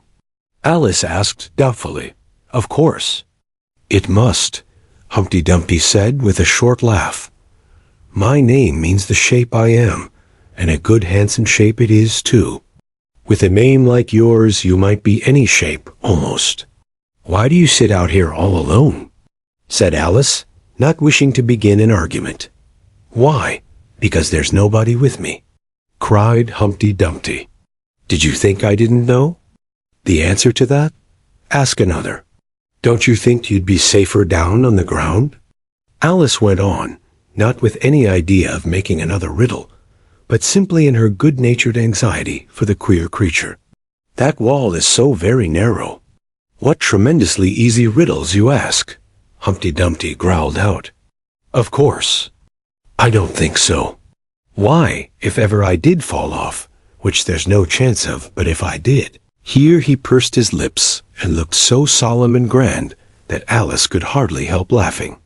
"If I did fall," he went on, "the king has promised me, with his very own mouth, to send all his horses and all his men." Alice interrupted, rather unwisely. "Now I declare that's too bad," Humpty Dumpty cried, breaking into a sudden passion. "You've been listening at doors and behind trees and down chimneys, or you couldn't have known it." "I haven't, indeed," Alice said very gently. "It's in a book." "Ah, well, they may write such things in a book," Humpty Dumpty said in a calmer tone. "That's what you call a history of England, that is. Now, take a good look at me. I'm one that has spoken to a king. I am. Mayhap you'll never see such another. And to show you I'm not proud, you may shake hands with me." And he grinned almost from ear to ear, as he leant forwards, and as nearly as possible fell off the wall in doing so, and offered Alice his hand.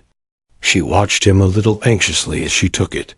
If he smiled much more, the ends of his mouth might meet behind, she thought, and then I don't know what would happen to his head. I'm afraid it would come off. Yes, all his horses and all his men, Humpty Dumpty went on. They'd pick me up again in a minute. They would. However, this conversation is going on a little too fast. Let's go back to the last remark, but one.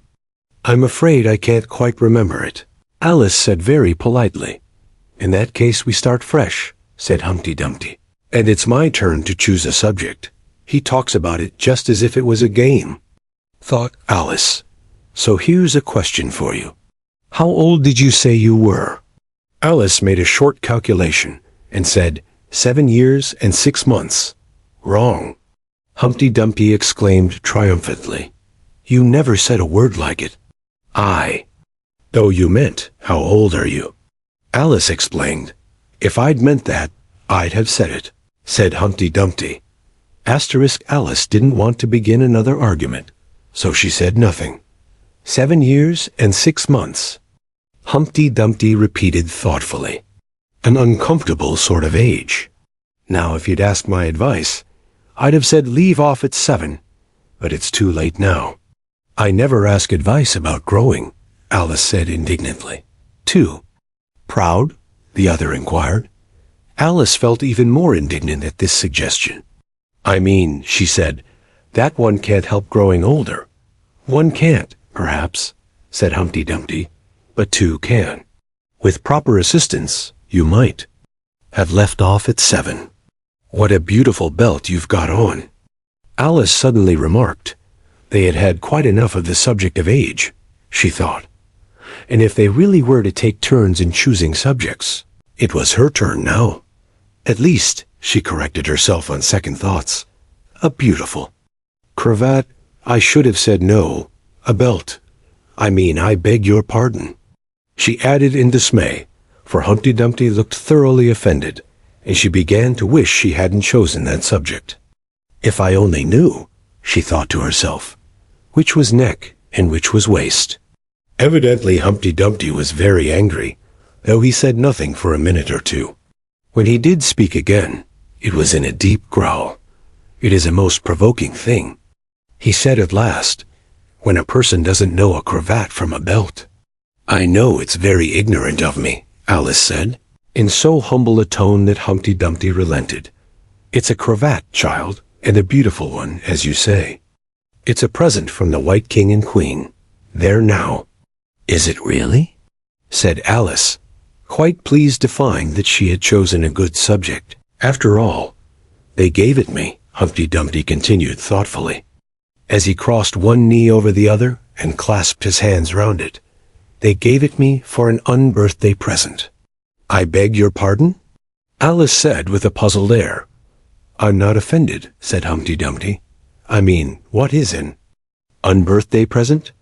A present given when it isn't your birthday, of course. Alice considered a little.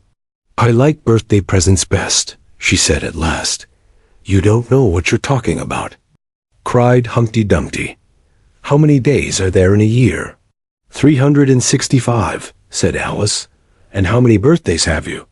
1. And if you take 1 from 365, what remains? 364, of course. Humpty Dumpty looked doubtful. I'd rather see that done on paper, he said.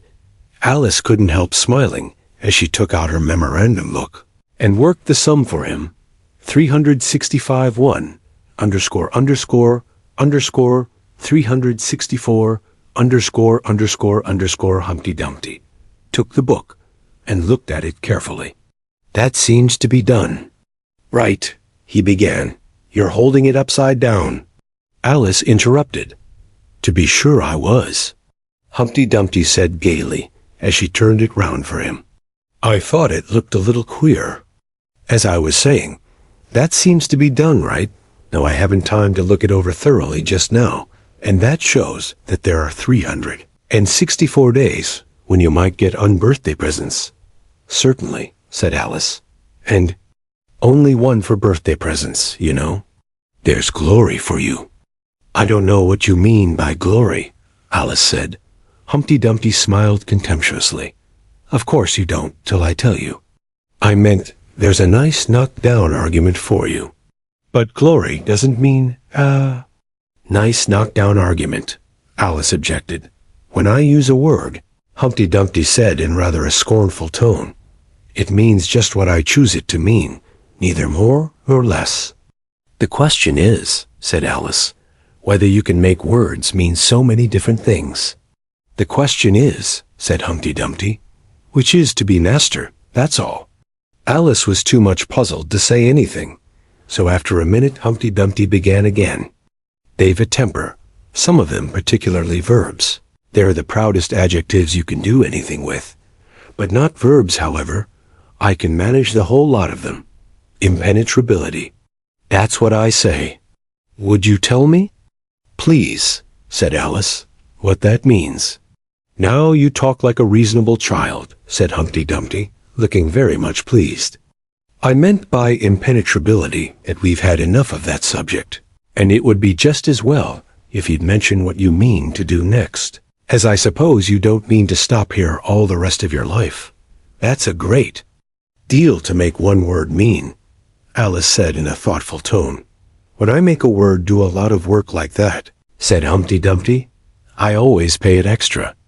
Oh, said Alice. She was too much puzzled to make any other remark. Ah, You should see 'em come round me of a Saturday night. Humpty Dumpty went on, wagging his head gravely from side to side. For to get their wages, you know. Alice didn't venture to ask what he paid them with. And so, you see, I can't tell you.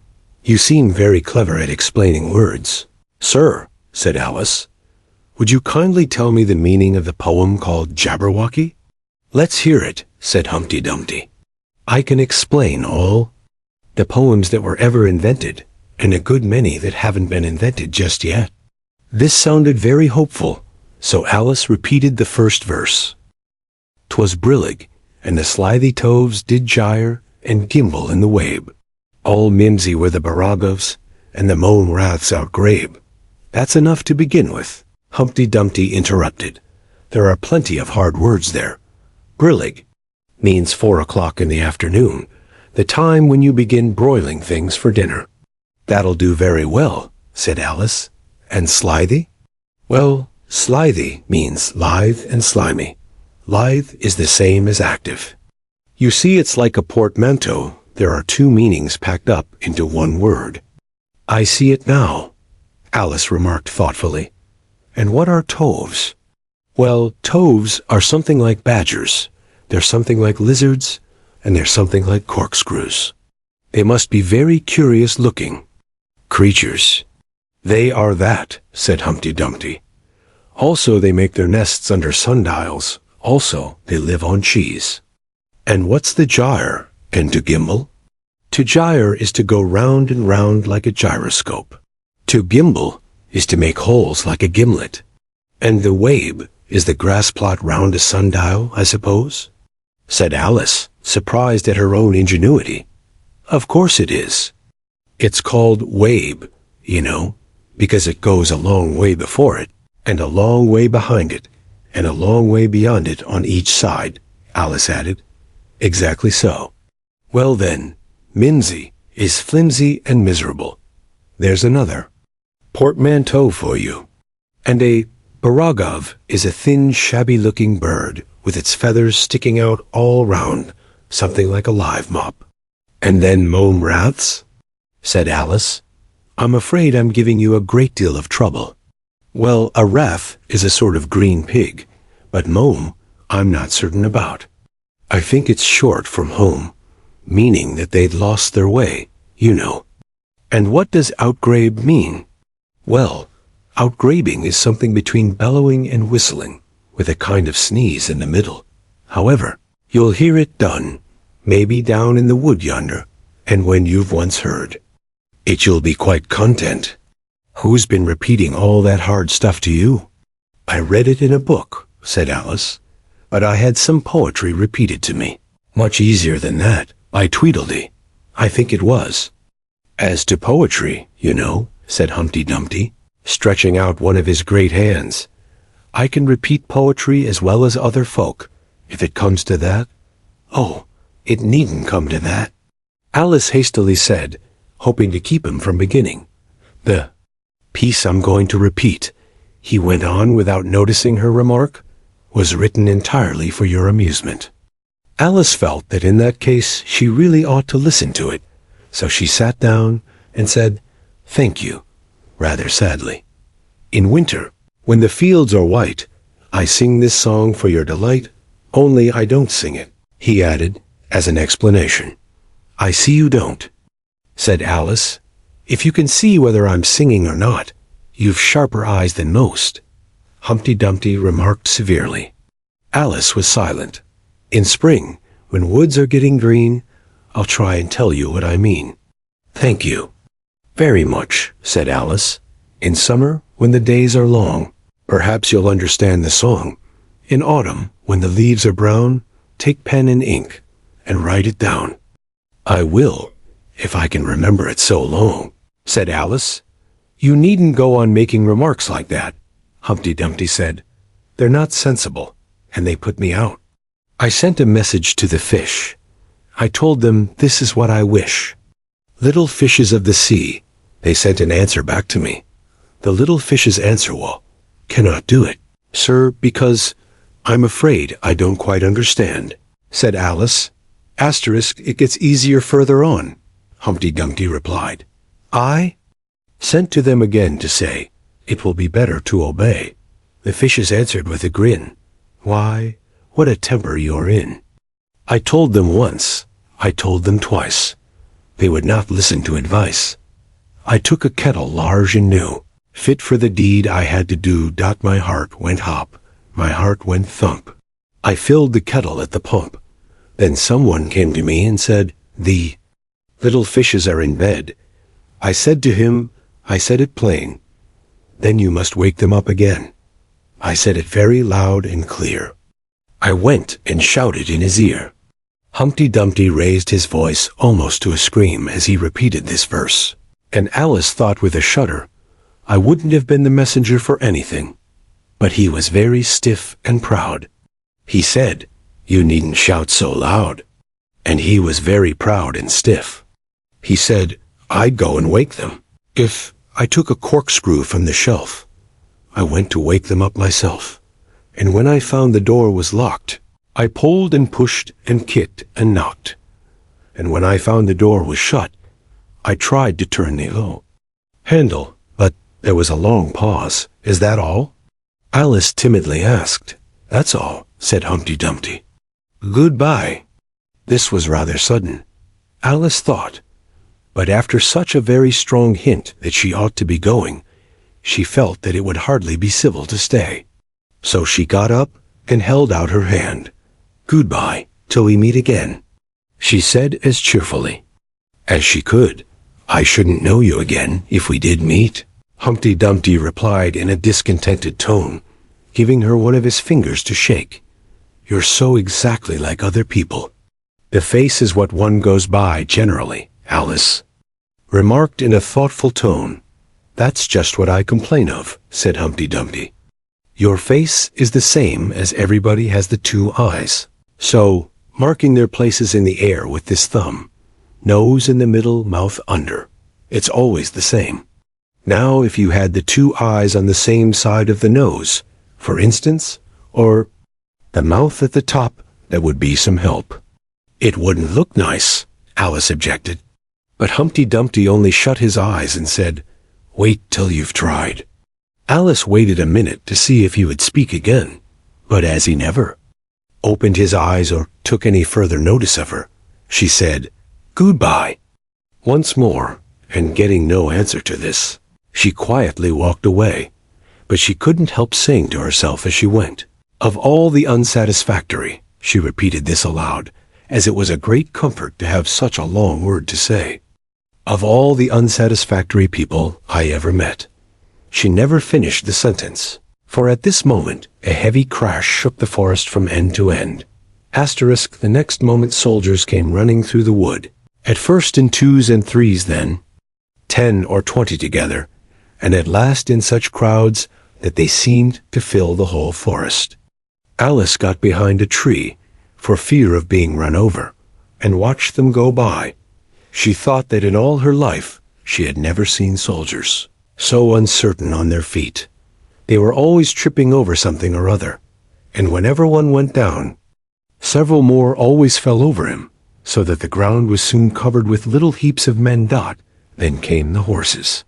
Having 4 feet, these managed rather better than the foot soldiers, but even they stumbled now and then, and it seemed to be a regular rule that whenever a horse stumbled, the rider fell off instantly.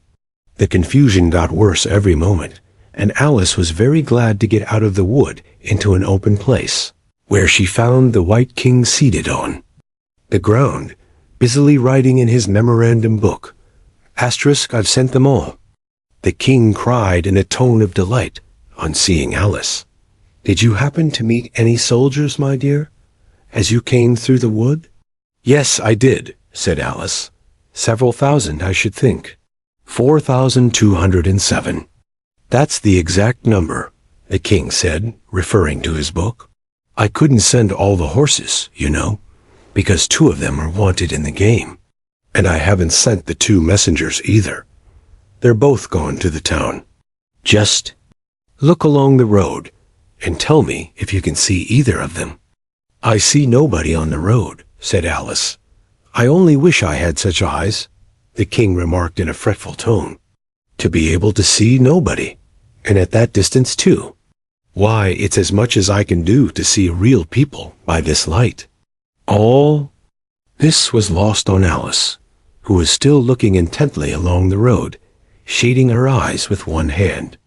I see somebody now, she exclaimed at last. But he's coming very slowly, and what curious attitudes he goes into. For the messenger kept skipping up and down, and wriggling like an eel, as he came along, with his great hands spread out like fans on each side. Not at all, said the king. He's an Anglo-Saxon messenger, and those are Anglo-Saxon attitudes. He only does them when he's happy. His name is Hyga. He pronounced it so as to rhyme with mayor. Asterisk I love my love with an H. Alice couldn't help beginning, because he is happy. I hate him with an H, because he is hideous. I fed him with ham sandwiches and hay. His name is Hydia, and he lives.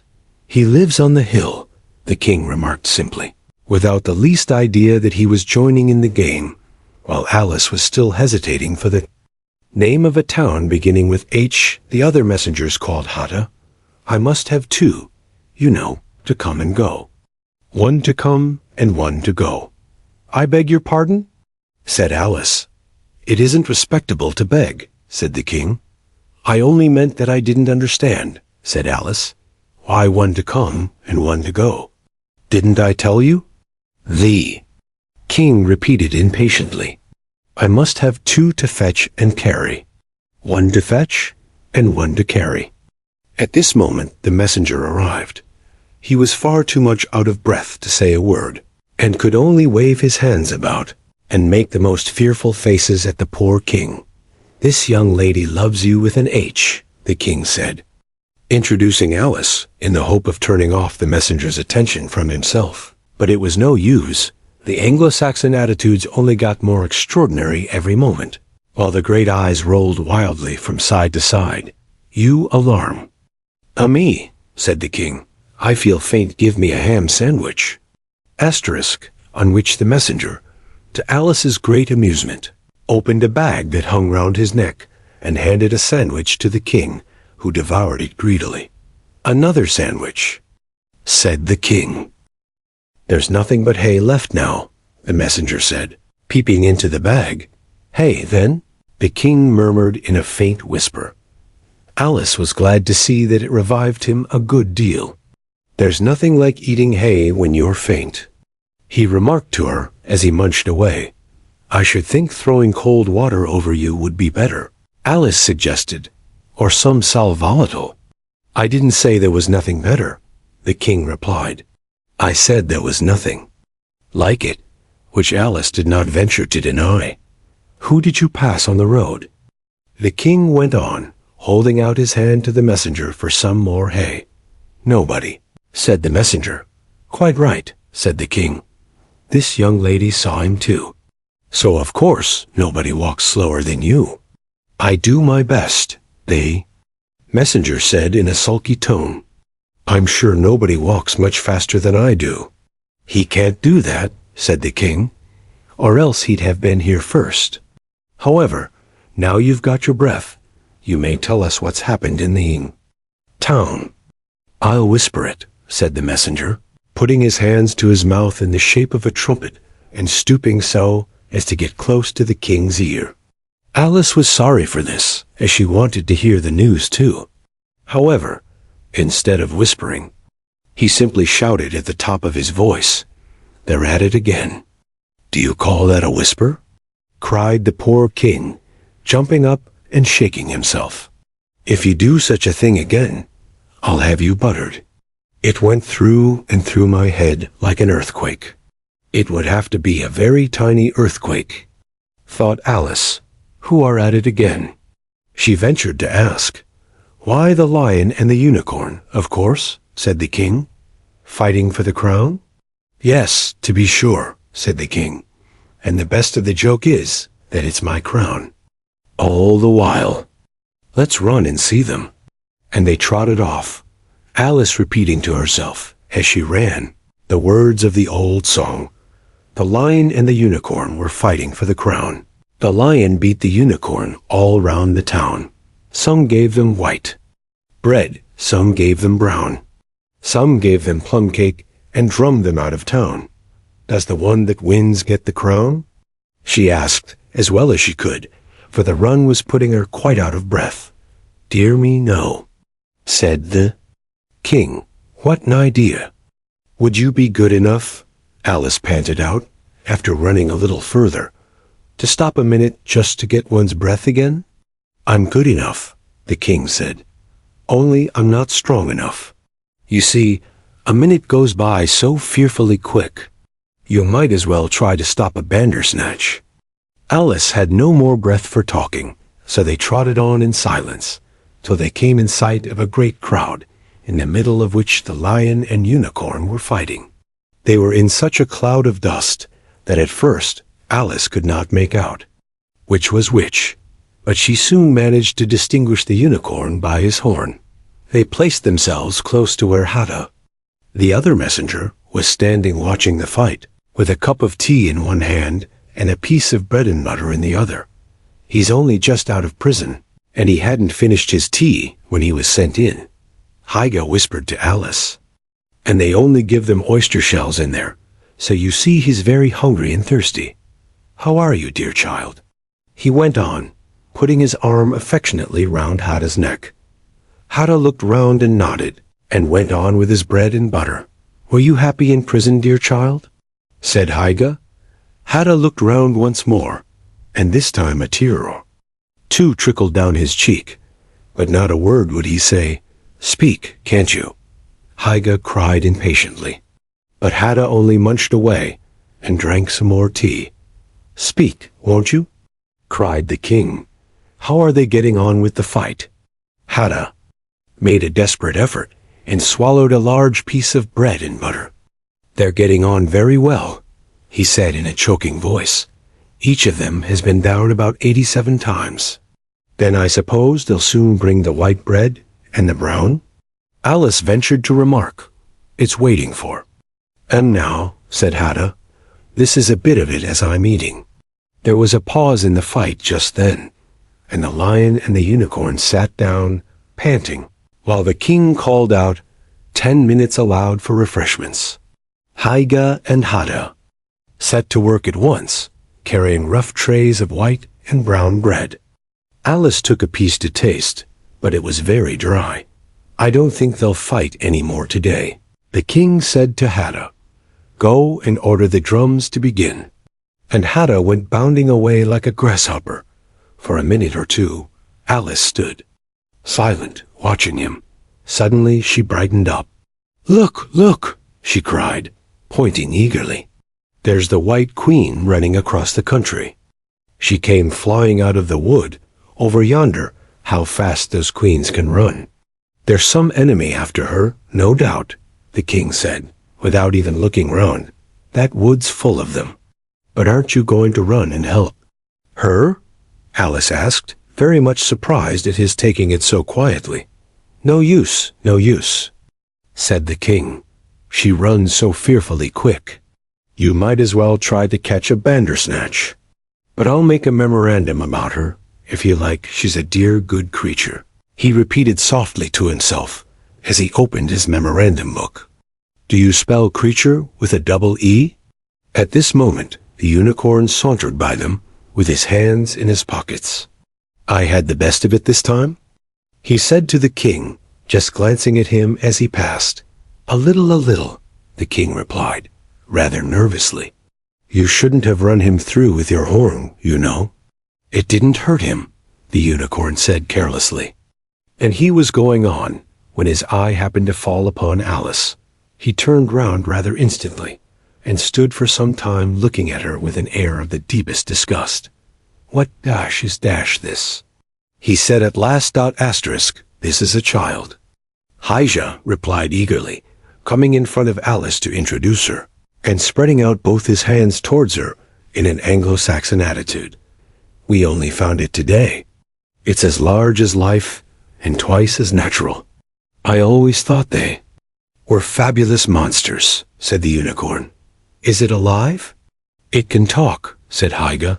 Solemnly. The unicorn looked dreamily at Alice and said, "Talk, child."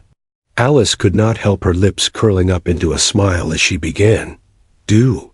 You know, I always thought unicorns were fabulous monsters too. I never saw one alive before." "Well, now that we have seen each other," said the unicorn, "if you'll believe in me, I'll believe in you. Is that a bargain?" "Yes, if you like," said Alice. "Come, fetch out the plum cake, old man," the unicorn went on, turning from her to the king. "None of your brown bread for me." "Certainly, certainly," the king muttered, and beckoned to Hyga. "Open the bag," he whispered. "Quick." "Not that one, that's full of hay." Hyga took a large cake out of the bag and gave it to Alice to hold, while he got out a dish and carving knife. How they all came out of it, Alice couldn't guess. It was just like a conjuring trick, she thought. The lion had joined them while this was going on. He looked very tired and sleepy, and his eyes were half shut. "What's this?" he said, blinking lazily at Alice, and speaking in a deep hollow tone that sounded like the tolling of a great bell. "Ah, what is it now?" the unicorn cried eagerly. "You'll never guess." "I couldn't." The lion looked at Alice wearily. "Are you animal, vegetable, or mineral?" he said, yawning. At every other word, "It's a fabulous monster," the unicorn cried out before Alice could reply. Then hand round the plum cake. "Monster," the lion said, lying down and putting his chin on his paws. "And sit down, both of you," to the king and the unicorn. "Fair play with the cake." You know, the king was evidently very uncomfortable at having to sit down between the two great creatures. But there was no other place for him. "What a fight we might have for the crown now," the unicorn said, looking slyly up at the crown, which the poor king was nearly shaking off his head. He trembled so much. "I should win easy," said the lion. "I'm not so sure of that," said the unicorn. "Why, I beat you all round the town, you chicken," the lion replied angrily, half getting up as he spoke. Here the king interrupted, to prevent the quarrel going on. He was very nervous, and his voice quite quivered. "All round the town?" he said. "That's a good long way. Did you go by the old bridge or the marketplace? You get the best view by the old bridge." "I'm sure I don't know," the lion growled out as he lay down again. There was too much dust to see anything. What a time the monster is, cutting up that cake. Alice had seated herself on the bank of a little brook with the great dish on her knees and was sawing away diligently with the knife. "It's very provoking," she said in reply to the lion. She was getting quite used to being called the monster. "I've cut several slices already, but they always join on again." "You don't know how to manage looking-glass cakes," the unicorn remarked. "Hand it round first and cut it afterwards." This sounded nonsense, but Alice very obediently got up and carried the dish round, and the cake divided itself into 3 pieces as she did so. "Now cut it up," said the lion, as she returned to her place with the empty dish. "I say, this isn't fair," cried the unicorn, as Alice sat with the knife in her hand, very much puzzled how to begin. "The monster has given the lion twice as much as me." "She's kept none for herself anyhow," said the lion. "Do you like plum cake, monster?" But before Alice could answer him, the drums began. Where the noise came from, she couldn't make out. The air seemed full of it, and it rang through and through her head, till she felt quite deafened. She started to her feet and sprang across the little brook in her terror, and had just time to see the lion and the unicorn rise to their feet, with angry looks at being interrupted in their feast, before she dropped to her knees and put her hands over her ears, vainly trying to shut out the dreadful uproar. "If that doesn't drum them out of town," she thought to herself, "nothing ever will." After a while, the noise seemed gradually to die away, till all was dead silence, and Alice lifted up her head in some alarm. There was no one to be seen, and her first thought was that she must have been dreaming about the lion and the unicorn and those queer Anglo-Saxon messengers. However, there was the great dish still lying at her feet, on which she had tried to cut the plum cake. So I wasn't dreaming after all, she said to herself, unless we're all part of the same dream. Only I do hope it's my dream and not the Red King's. I don't like belonging to another person's dream, she went on in a rather complaining tone. I've a great mind to go and wake him, and see what happens. At this moment her thoughts were interrupted by a loud shouting of, "Ahoy! Ahoy! Check!" And a knight dressed in crimson armor came galloping down upon her, brandishing a great club. Just as he reached her, the horse stopped suddenly. "You're my prisoner," the knight cried as he tumbled off his horse, startled as she was. Alice was more frightened for him than for herself at the moment, and watched him with some anxiety as he mounted again. As soon as he was comfortably in the saddle, he began once more, "You're my," but here another voice broke in, "Ahoy! Ahoy! Check!" And Alice looked round in some surprise for the new enemy. This time it was a white knight. He drew up at Alice's side and tumbled off his horse just as the Red Knight had done. Then he got on again, and the two knights sat and looked at each other for some time without speaking. Alice looked from one to the other in some bewilderment. She's my prisoner, you know. The Red Knight said at last, "Yes, but then I came and rescued her."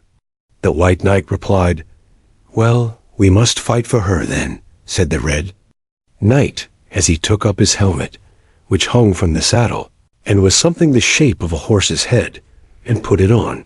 "You will observe the rules of battle, of course?" The White Knight remarked, putting on his helmet too. "I always do," said the Red Knight, and they began banging away at each other with such fury that Alice got behind a tree to be out of the way of the blows. "I wonder now what the rules of battle are," she said to herself, as she watched the fight, timidly peeping out from her hiding place. "One rule seems to be that if one knight hits the other, he knocks him off his horse, and if he misses, he tumbles off himself, and another rule seems to be that they hold their clubs with their arms, as if they were Punch and Judy. What a noise they make when they tumble, just like a whole set of fire irons falling into the fender. And how quiet the horses are. They let them get on and off them, just as if they were tables." Another rule of battle that Alice had not noticed seemed to be that they always fell on their heads, and the battle ended with their both falling off in this way, side by side. When they got up again, they shook hands, and then the Red Knight mounted and galloped off. "It was a glorious victory, wasn't it?" said the White Knight, as he came up panting. "I don't know," Alice said, doubtfully. "I don't want to be anybody's prisoner. I want to be a queen." "So you will, when you've crossed the next brook," said the White Knight. "I'll see you safe to the end of the wood, and then I must go back, you know. That's the end of my move." "Thank you very much," said Alice. "May I help you off with your helmet?" It was evidently more than he could manage by himself. However, she managed to shake him out of it at last. "Now one can breathe more easily," said the knight, putting back his shaggy hair with both hands, and turning his gentle face and large mild eyes to Alice. She thought she had never seen such a strange-looking soldier in all her life. He was dressed in tin armor, which seemed to fit him very badly, and he had a queer-shaped little deal box fastened across his shoulder, upside down, and with the lid hanging open. Alice looked at it with great curiosity. "I see you're admiring my little box," the knight said in a friendly tone. "It's my own invention to keep clothes and sandwiches in. You see, I carry it upside down, so that the rain can't get in, but the things can get out," Alice gently remarked. Do you know the lid's open?" "I didn't know it," the knight said, a shade of vexation passing over his face. "Then all the things must have fallen out.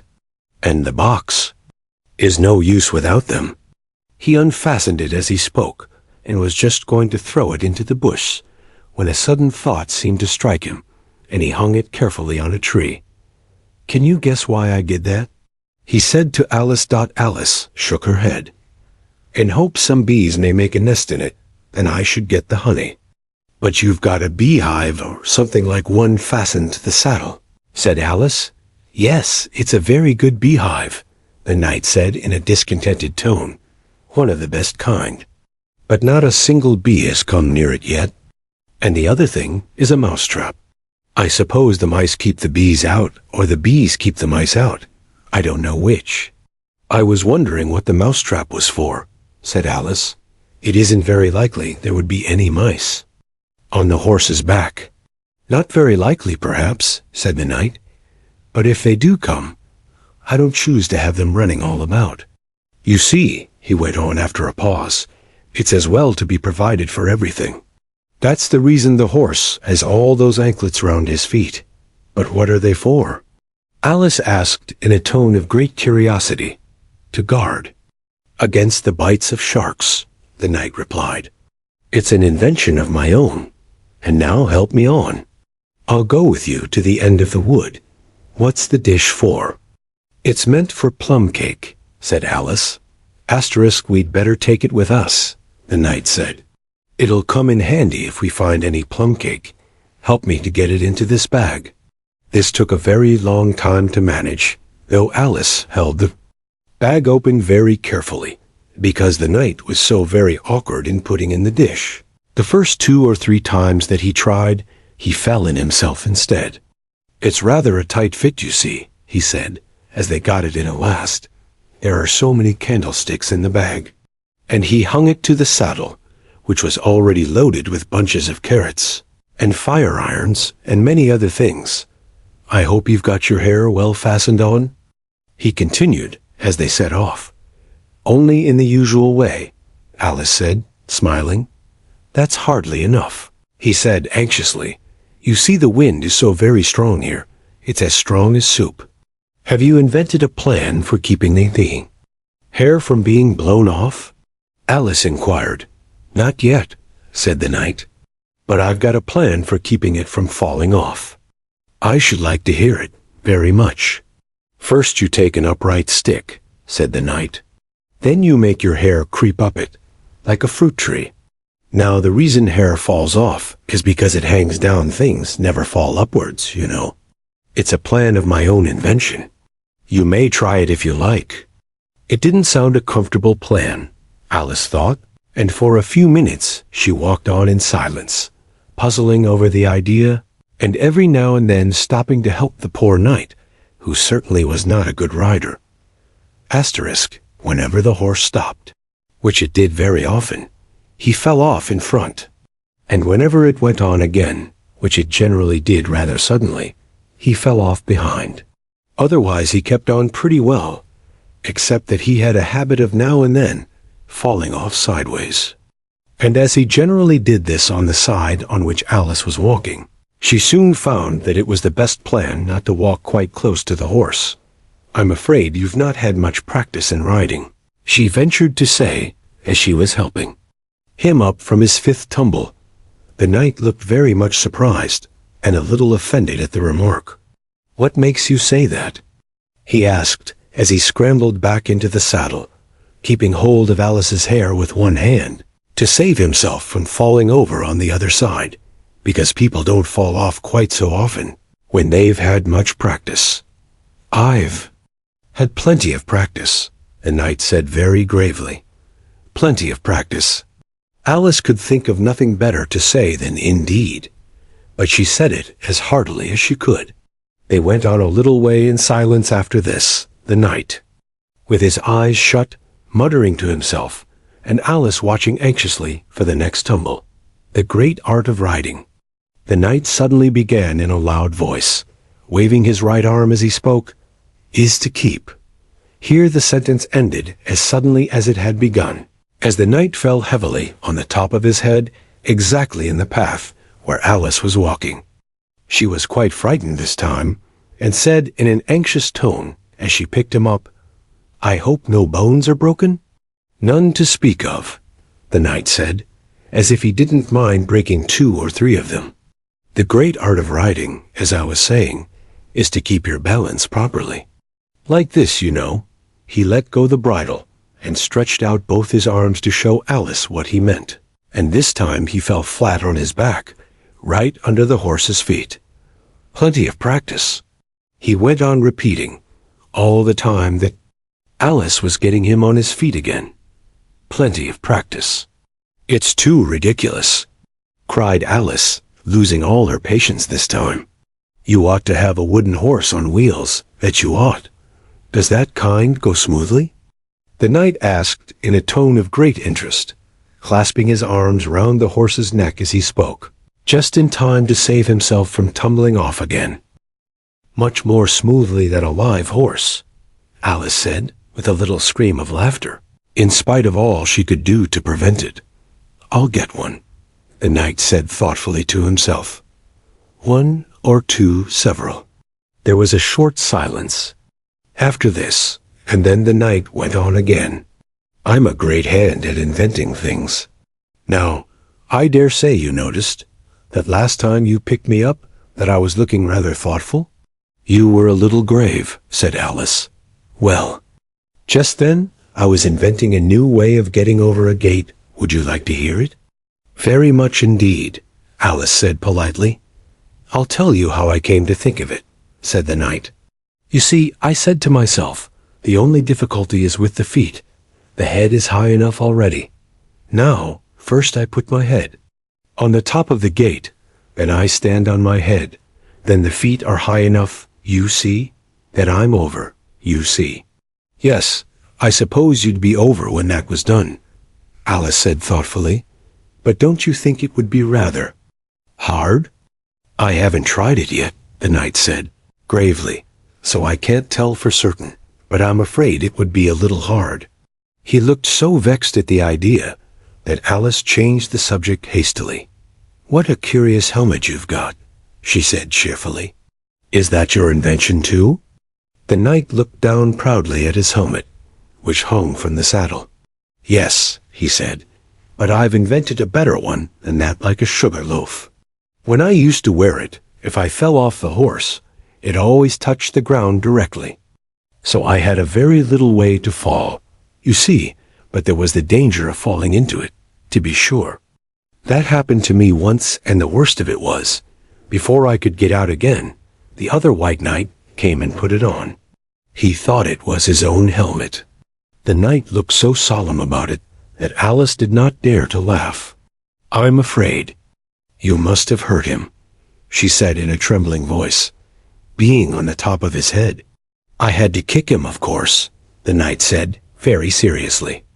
"And then he took the helmet off again, but it took hours and hours to get me out. I was as fast as lightning, you know."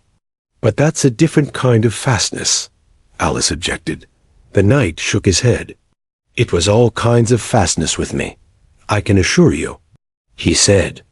He raised his hands in some excitement as he said this, and instantly rolled out of the saddle, and fell headlong into a deep ditch. Alice ran to the side of the ditch to look for him. She was rather startled by the fall, as for some time he had kept on very well, and she was afraid that he really was hurt this time. However, though she could see nothing but the soles of his feet, she was much relieved to hear that he was talking on in his usual tone. "All kinds of fastness," he repeated, "but it was careless of him to put another man's helmet on, with the man in it, too. How can you go on talking so quietly, head downwards?" Alice asked, as she dragged him out by the feet and laid him in a heap on the bank. The knight looked surprised at the question. "What does it matter where my body happens to be?" he said. "My mind goes on working all the same. In fact, the more head downwards I am, the more I keep inventing new things. Now the cleverest thing of the sort that I ever did," he went on after a pause, was inventing a new pudding during the meat course. In time to have it cooked for the next course? Said Alice. Well, not the next course. The knight said in a slow, thoughtful tone. No, certainly not the next course. Then it would have to be the next day. I suppose you wouldn't have 2 pudding courses in one dinner? Well, not the next day. The knight repeated as before. Not the next day. In fact, he went on, holding his head down and his voice getting lower and lower. I don't believe that pudding ever was cooked. In fact, I don't believe that pudding ever will be cooked. And yet, it was a very clever pudding to invent. What did you mean it to be made of? Alice asked, hoping to cheer him up, for the poor knight seemed quite low-spirited about it. It began with blotting paper. The knight answered with a groan. That wouldn't be very nice, I'm afraid. Not very nice alone. He interrupted, quite eagerly. But you've no idea what a difference it makes mixing it with other things, such as gunpowder and sealing wax. And here I must leave you. They had just come to the end of the wood. Alice could only look puzzled. She was thinking of the pudding. You are sad, the knight said in an anxious tone. Let me sing you a song to comfort you. Is it very long? Alice asked, for she had heard a good deal of poetry that day. It's long, said the knight, but very, very beautiful. Everybody that hears me sing it either, it brings the tears into their eyes, or else what? Said Alice, for the knight had made a sudden pause. Or else it doesn't, you know. The name of the song is called Haddock's Eyes. Oh, that's the name of the song, is it? Alice said, trying to feel interested. No, you don't understand, the knight said, looking a little vexed. That's what the name is called. The name really is The Aged Man. Then I ought to have said, that's what the song is called? Alice corrected herself. No, you oughtn't. That's quite another thing. The song is called Ways and Means, but that's only what it's called, you know. Well, what is the song then? Said Alice, who was by this time completely bewildered. I was coming to that, the knight said. The song really is A Sitting on a Gate, and the tune's my own invention. So saying, he stopped his horse and let the reins fall on its neck. Then, slowly beating time with one hand, and with a faint smile lighting up his gentle, foolish face, as if he enjoyed the music of his song, he began, of all the strange things that Alice saw in her journey through the looking-glass, this was the one that she always remembered most clearly.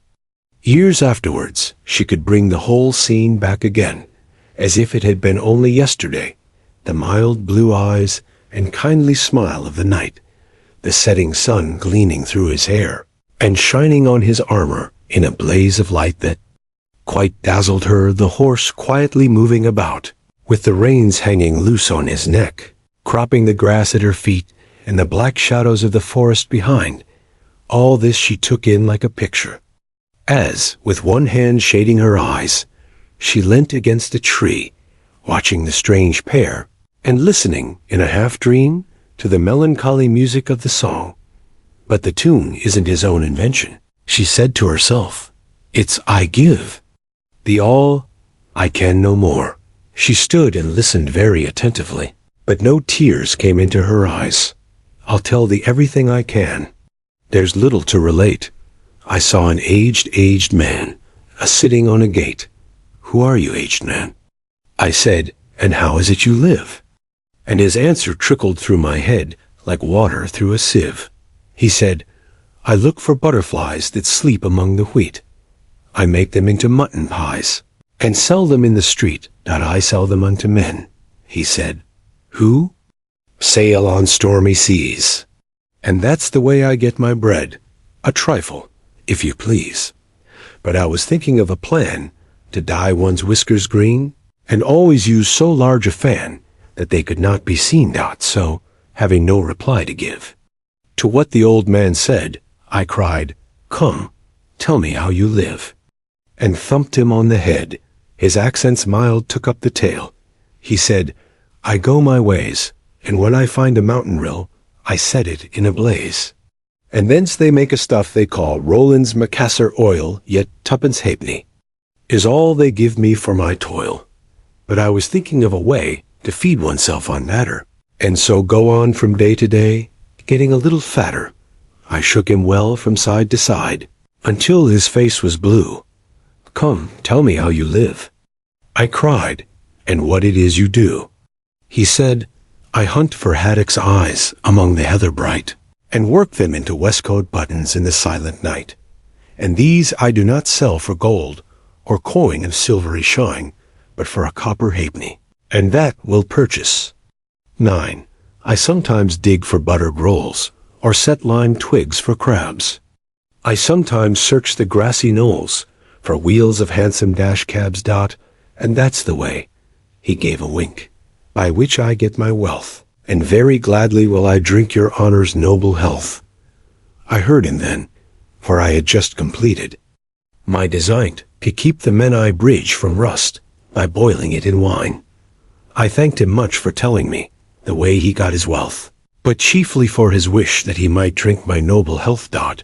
And now, if e'er by chance I put my fingers into glue or madly squeeze a right-hand foot into a left-hand shoe, or if I drop upon my toe a very heavy weight, I weep, for it reminds me so of that old man I used to know, whose look was mild, whose speech was slow, whose hair was whiter than the snow, whose face was very like a crow, with eyes like cinders, all aglow, who seemed distracted with his woe, who rocked his body to and fro, and muttered mumblingly and low, as if his mouth were full of dough, who snorted like a buffalo, that summer evening long ago, a-sitting on a gate.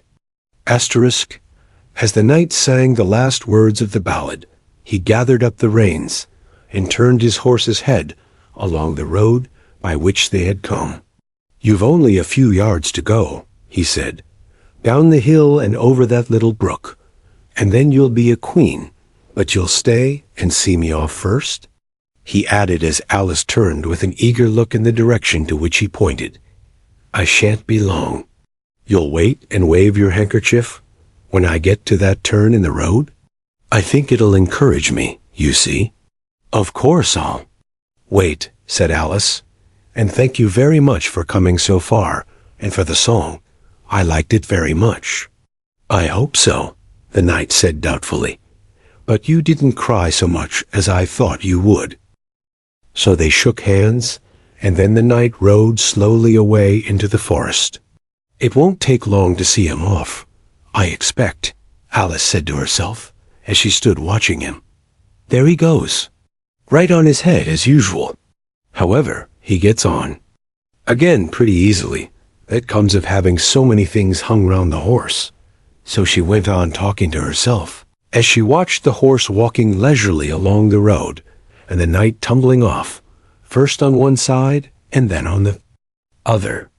After the fourth or fifth tumble, he reached the turn, and then she waved her handkerchief to him, and waited till he was out of sight.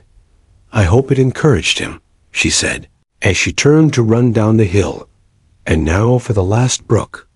And to be a queen, how grand it sounds.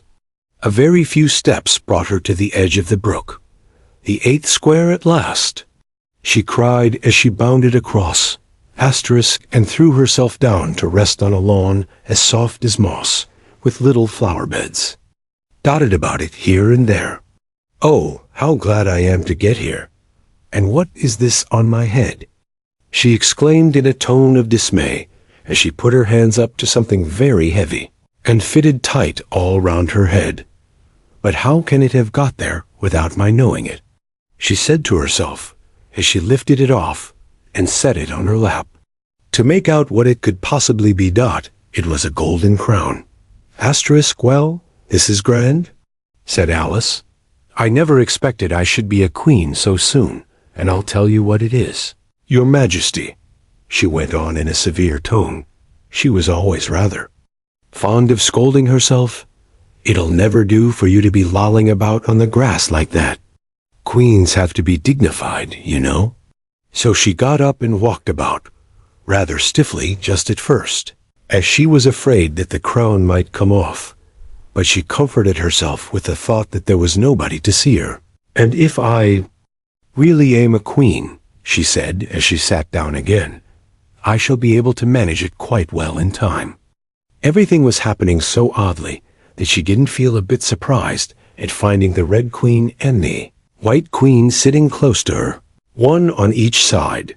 She would have liked very much to ask them how they came there, but she feared it would not be quite civil. However, there would be no harm, she thought, in asking if the game was over. "Please, would you tell me," she began, looking timidly at the Red Queen. "Speak when you're spoken to." The Queen sharply interrupted her.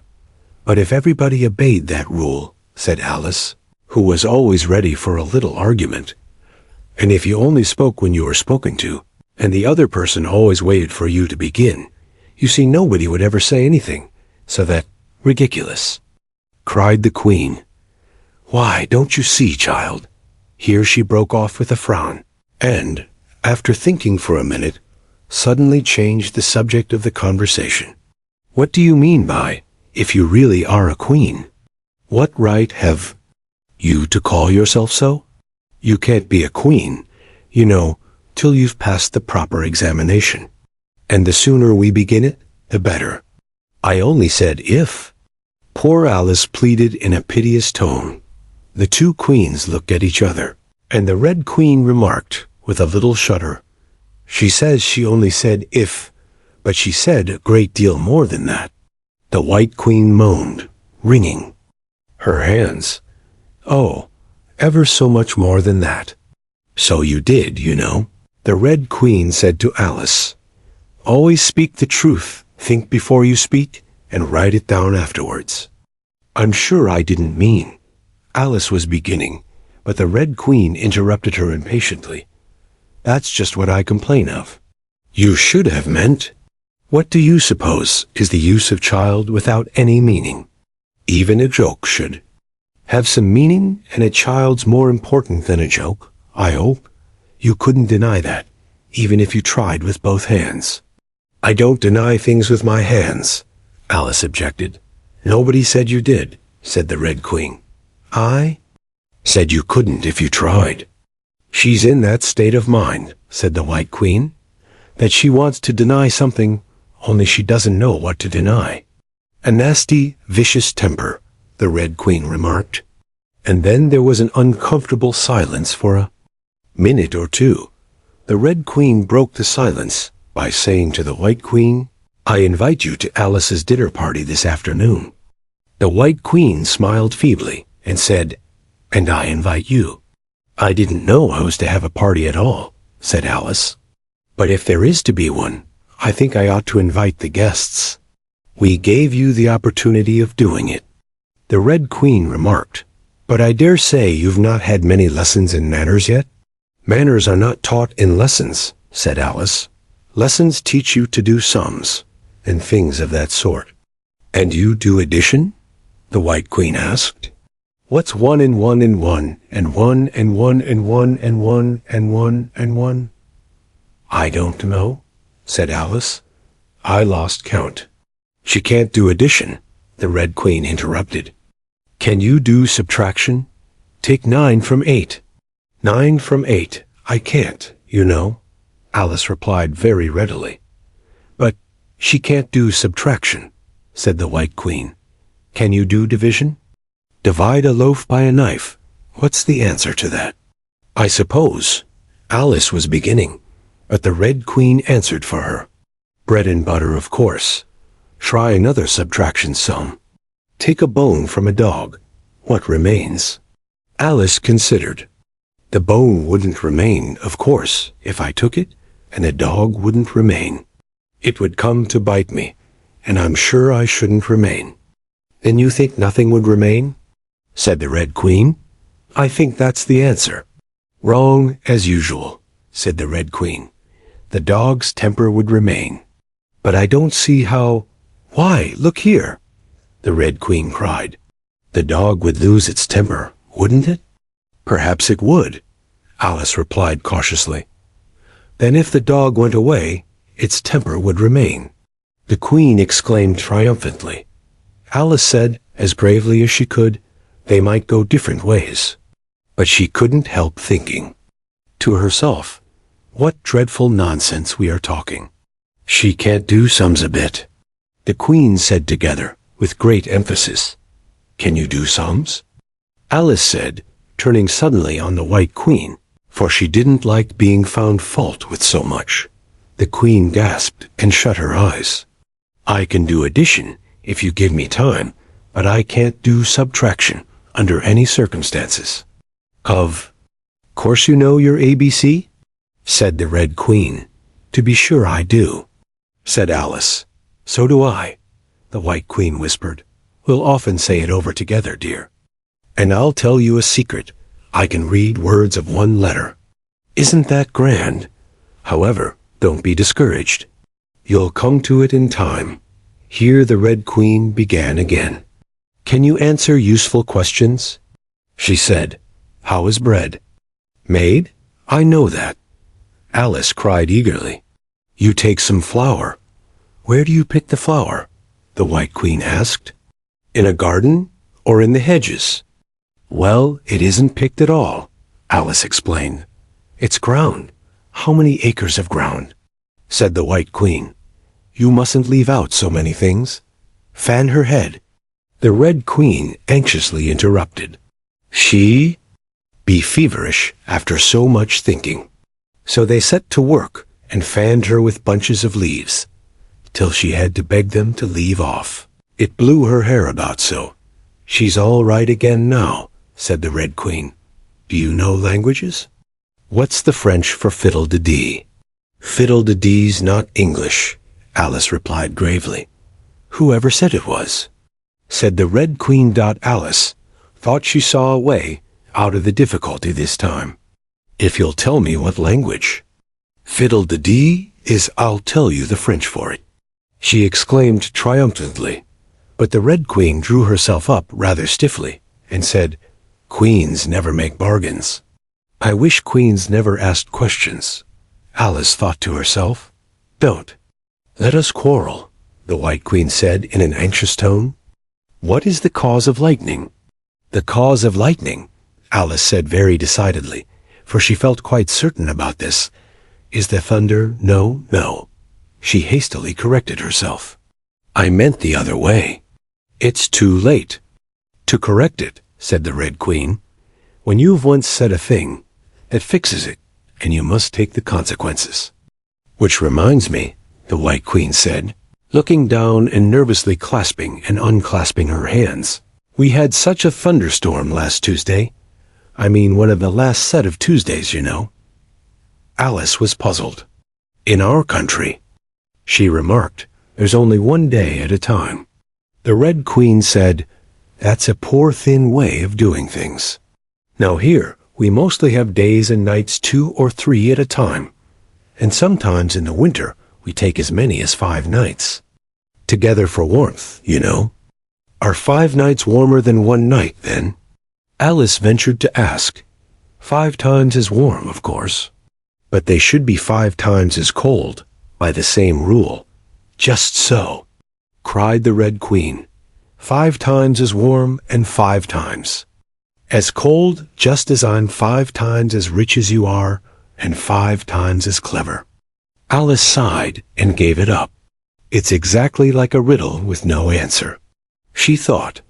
Humpty Dumpty saw it too. The White Queen went on in a low voice, more as if she were talking to herself. He came to the door with a corkscrew in his hand. What did he want?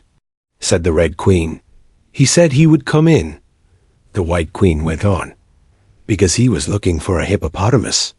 Now, as it happened, there wasn't such a thing in the house that morning. Is there generally? Alice asked in an astonished tone. Well, only on Thursdays, said the Queen. I know what he came for, said Alice. He wanted to punish the fish, because here the White Queen began again. It was such a thunderstorm, you can't think. She never could, you know, said the Red Queen, and part of the roof came off, and ever so much thunder got in, and it went rolling round the room in great lumps, and knocking over the tables and things, till I was so frightened, I couldn't remember my own name. Alice thought to herself, I never should try to remember my name in the middle of an accident. Where would be the use of it?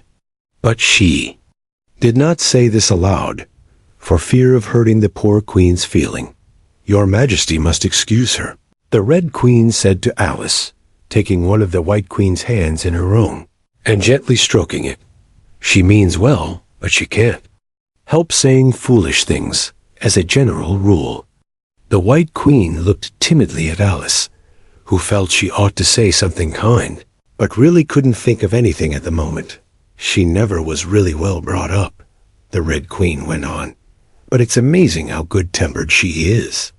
Pat her on the head, and see how pleased she'll be. But this was more than Alice had courage to do. A little kindness and putting her hair in papers would do wonders with her. The White Queen gave a deep sigh, and laid her head on Alice's shoulder. I am so sleepy, she moaned. She's tired, poor thing, said the Red Queen. Smooth her hair, lend her your nightcap, and sing her a soothing lullaby. I haven't got a nightcap with me, said Alice, as she tried to obey the first direction. And I don't know any soothing lullabies. I must do it myself then, said the Red Queen, and she began, Hush-a-bye, lady, in Alice's lap. Till the feast's ready, we've time for a nap. When the feast's over, we'll go to the ball, Red Queen and White Queen, and Alice, and all. And now you know the words, she added, as she put her head down on Alice's other shoulder. Just sing it through to me. I'm getting sleepy, too. In another moment, both queens were fast asleep, and snoring loud. What am I to do? Exclaimed Alice, looking about in great perplexity, as first one round head, and then the other, rolled down from her shoulder, and lay like a heavy lump in her lap. I don't think it ever happened before, that anyone had to take care of two queens asleep at once.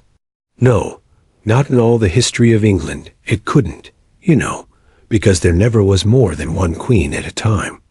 Do wake up, you heavy things, she went on in an impatient tone. But there was no answer but a gentle snoring. The snoring got more distinct every minute, and sounded more like a tune. At last she could even make out the words, and she listened so eagerly that, when the two great heads vanished from her lap, she hardly missed them. She was standing before an arched doorway, over which were the words Queen Alice in large letters, and on each side of the arch there was a bell handle. One was marked Visitor's Bell, and the other Servant's Bell. I'll wait till the song's over, thought Alice, and then I'll ring the which bell must I ring? She went on, very much puzzled by the names. I'm not a visitor, and I'm not a servant. There ought to be one marked Queen, you know. Just then the door opened a little way, and a creature with a long beak put its head out for a moment and said, No admittance till the week after. Next, and shut the door again with a bang. Alice knocked and rang in vain for a long time, but at last a very old frog, who was sitting under a tree, got up and hobbled slowly towards her. He was dressed in bright yellow, and had enormous boots on. Asterisk.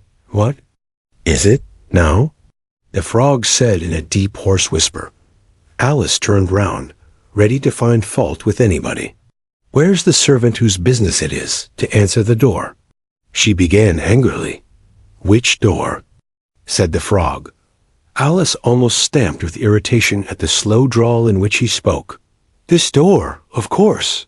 The frog looked at the door with his large, dull eyes for a minute. Then he went nearer and rubbed it with his thumb, as if he were trying whether the paint would come off. Then he looked at Alice. To answer the door? He said, What's it been asking of?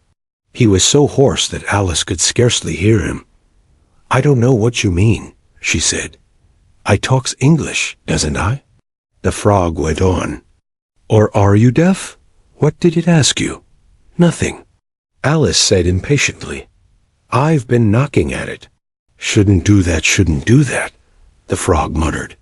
Vexes it, you know. Then he went up and gave the door a kick with one of his great feet. You let it alone, he panted out as he hobbled back to his tree, and it'll let you alone, you know.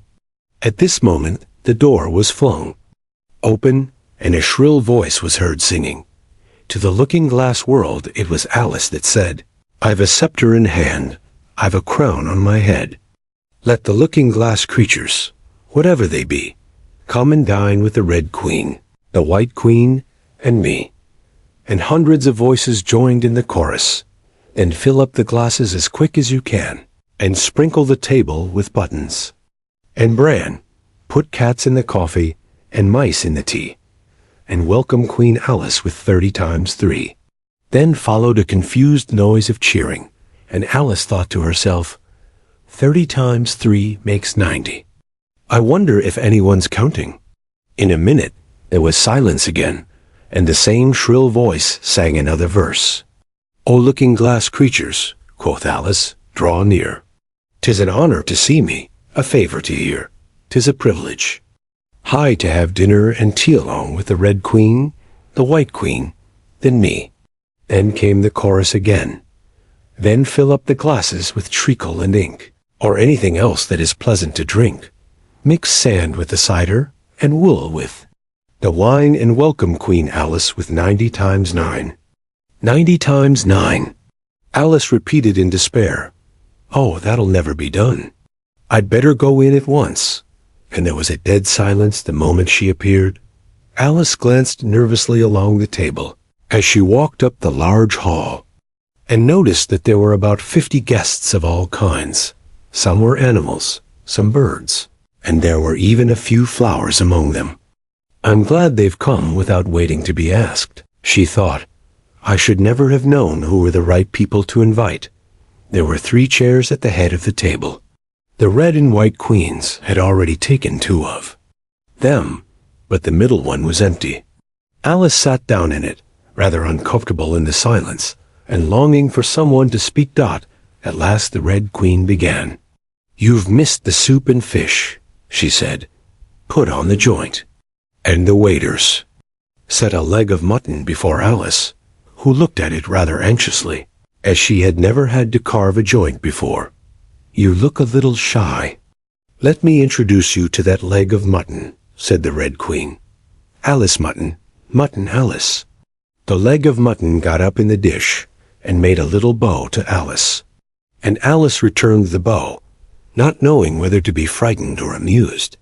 May I give you a slice? She said, taking up the knife and fork, and looking from one queen to the other.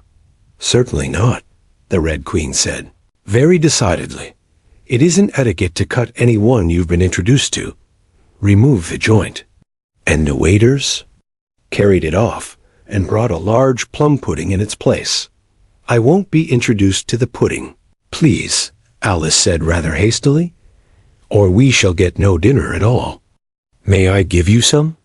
But the Red Queen looked sulky, and growled, Pudding, Alice. Alice pudding. Remove the pudding. And the waiters took it away so quickly that Alice couldn't return its bow. However, she didn't see why the Red Queen should be the only one to give orders. So, as an experiment, she called out, Waiter, bring back the pudding. And there it was again, in a moment like a conjuring trick. It was so large that she couldn't help feeling a little shy with it, as she had been with the mutton. However, she conquered her shyness by a great effort, and cut a slice and handed it to the Red Queen. What impertinence, said the pudding. I wonder how you'd like it, if I were to cut a slice out of you, you creature. It spoke in a thick, sooty sort of voice, and Alice hadn't a word to say in reply. She could only sit and look at it and gasp. Make a remark, said the Red Queen. It's ridiculous to leave all the conversation to the pudding. Do. You know, I've had such a quantity of poetry repeated to me today, Alice began, a little frightened at finding that, The moment she opened her lips, there was dead silence, and all eyes were fixed upon her. And it's a very curious thing. I think every poem was about fishes in some way. Do you know why they're so fond of fishes, all about here? She spoke to the Red Queen, whose answer was a little wide of the mark. As to fishes, she said, very slowly and solemnly, putting her mouth close to Alice's ear, Her White Majesty knows a lovely riddle, all in poetry, all about fishes. Shall she repeat it? Her Red Majesty's very kind to mention it, the White Queen murmured into Alice's other ear, in a voice like the cooing of a pigeon. It would be such a treat. May I? Asterisk, please do. Alice said very politely. The White Queen laughed with delight and stroked Alice's cheek. Then she began, First, the fish must be caught. That is easy. A baby, I think, could have caught it. Next, the fish must be bought. That is easy. A penny, I think, would have bought it. Now cook me the fish. That is easy, and will not take more than a minute. Let it lie in a dish. That is easy, because it already is in it. Bring it here, let me sup. It is easy to set such a dish on the table. Take the dish cover up. Ah, that is so hard that I fear I'm unable. For it holds it like glue holds the lid to the dish, while it lies in the middle. Which is easiest to do, undish cover the fish, or dish cover the riddle? Take a minute to think about it, and then guess, said the Red Queen. Meanwhile, we'll drink your health, Queen Alice's health. She screamed at the top of her voice, and all the guests began drinking it directly, and very queerly they managed it. Some of them put their glasses upon their heads like extinguishers, and drank all that trickled down their faces. Others upset the decanters, and drank the wine as it ran off the edges of the table, and 3 of them, who looked like kangaroos, scrambled into the dish of roast mutton, and began eagerly lapping up the gravy, just like pigs in a trough. Thought Alice, you ought to return thanks in a neat speech, the Red Queen said, frowning at Alice as she spoke. We must support you, you know, the White Queen whispered as Alice got up. To do it very obediently, but a little frightened. Thank you very much, she whispered in reply, but I can do quite well without. That wouldn't be at all the thing, the Red Queen said very decidedly. So Alice tried to submit to it with a good grace. And they did push so. She said afterwards, when she was telling her sister the history of the feast, You would have thought they wanted to squeeze me flat. In fact, it was rather difficult for her to keep in her place while she made her speech. The 2 queens pushed her so, one on each side, that they nearly lifted her up into the air. I rise. To return thanks, Alice began, and she really did rise as she spoke, several inches. But she got hold of the edge of the table and managed to pull herself down again. Take care of yourself, screamed the White Queen, seizing Alice's hair with both her hands. Something's going to happen. And then, as Alice afterwards described it, all sorts of things happened in a moment. The candles all grew up to the ceiling, looking something like a bed of rushes with fireworks at the top. As to the bottles, they each took a pair of plates, which they hastily fitted on as wings, and so, with forks for legs, went fluttering about in all directions. And very like birds they look, Alice thought to herself, as well as she could, in the dreadful confusion that was beginning. Asterisk, at this moment, she heard a horse laugh at her side, and turned to see what was the matter with the White Queen. But instead of the Queen, there was the leg of mutton sitting in the chair. Here I am, cried a voice from the soup tureen, and Alice turned again, just in time to see the Queen's broad, good-natured face grinning at her, for a moment over the edge of the tureen. Before she disappeared into the soup knot, there was not a moment to be lost. Already several of the guests were lying down in the dishes, and the soup ladle was walking up the table towards Alice's chair, and beckoning to her impatiently to get out of its way. I can't stand this any longer, she cried as she jumped up and seized the tablecloth with both hands. One good pull, and plates, dishes, guests, and candles came crashing down together in a heap on the floor. And as for you, she went on, turning fiercely upon the Red Queen, whom she considered as the cause of all the mischief. But the Queen was no longer at her side. She had suddenly dwindled down to the size of a little doll, and was now on the table, merrily running round and round after her own shawl, which was trailing behind her Dot at any other time. Alice would have felt surprised at this, but she was far too much excited to be surprised at anything now. As for you, she repeated, catching hold of the little creature in the very act of jumping over a bottle which had just lighted upon the table, I'll shake you into a kitten, that I will. Asterisk, she took her off the table as she spoke, and shook her backwards and forwards with all her might. The Red Queen made no resistance whatever. Only her face grew very small, and her eyes got large and green.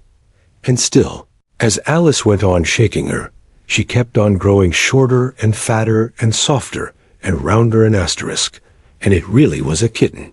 After all, asterisk, your Majesty shouldn't purr so loud, Alice said, rubbing her eyes and addressing the kitten, respectfully, yet with some severity. You woke me out of such a nice dream. And you've been along with me, Kitty, all through the looking-glass world. Did you know it, dear? It is a very inconvenient habit of kittens.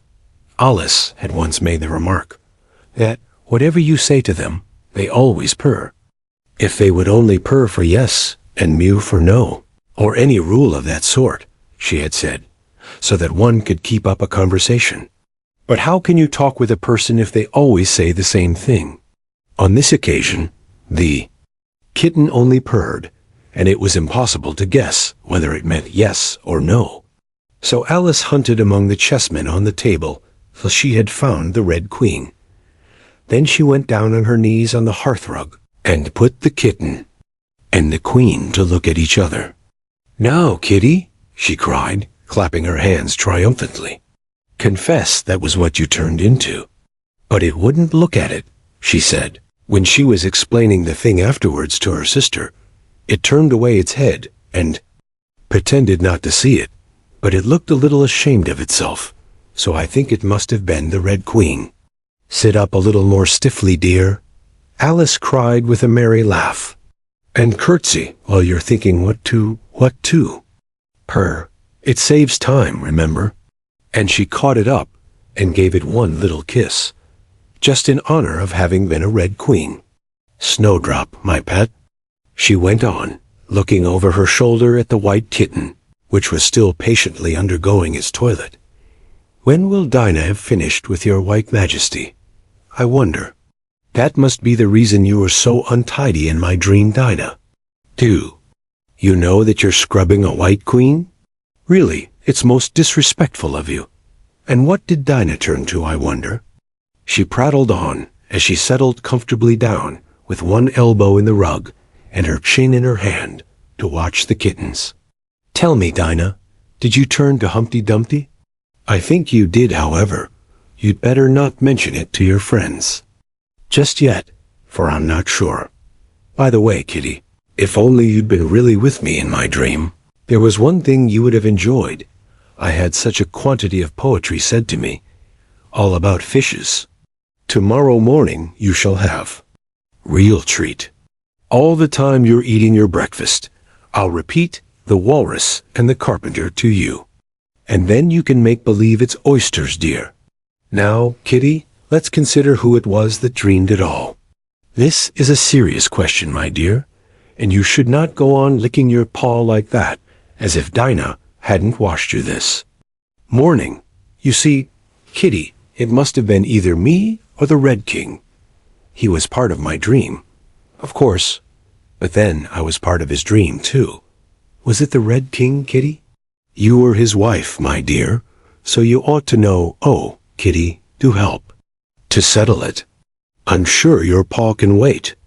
But the provoking kitten only began on the other paw and pretended it hadn't heard the question. Which do you think it was? A boat beneath a sunny sky, lingering onward dreamily in an evening of July, children three that nestle near, eager eye and willing ear. Pleased a simple tale to hear long has paled that sunny sky. Echoes fade and memories die. Autumn frosts have slain July. Still she haunts me, phantom-wise, Alice moving under skies, never seen by waking eyes. Children yet the tale to hear, eager eye and willing ear, lovingly shall nestle near. In a wonderland they lie, dreaming as the days go by, dreaming as the summers die, ever drifting down the stream, lingering in the golden gleam. Life, what is it but a dream?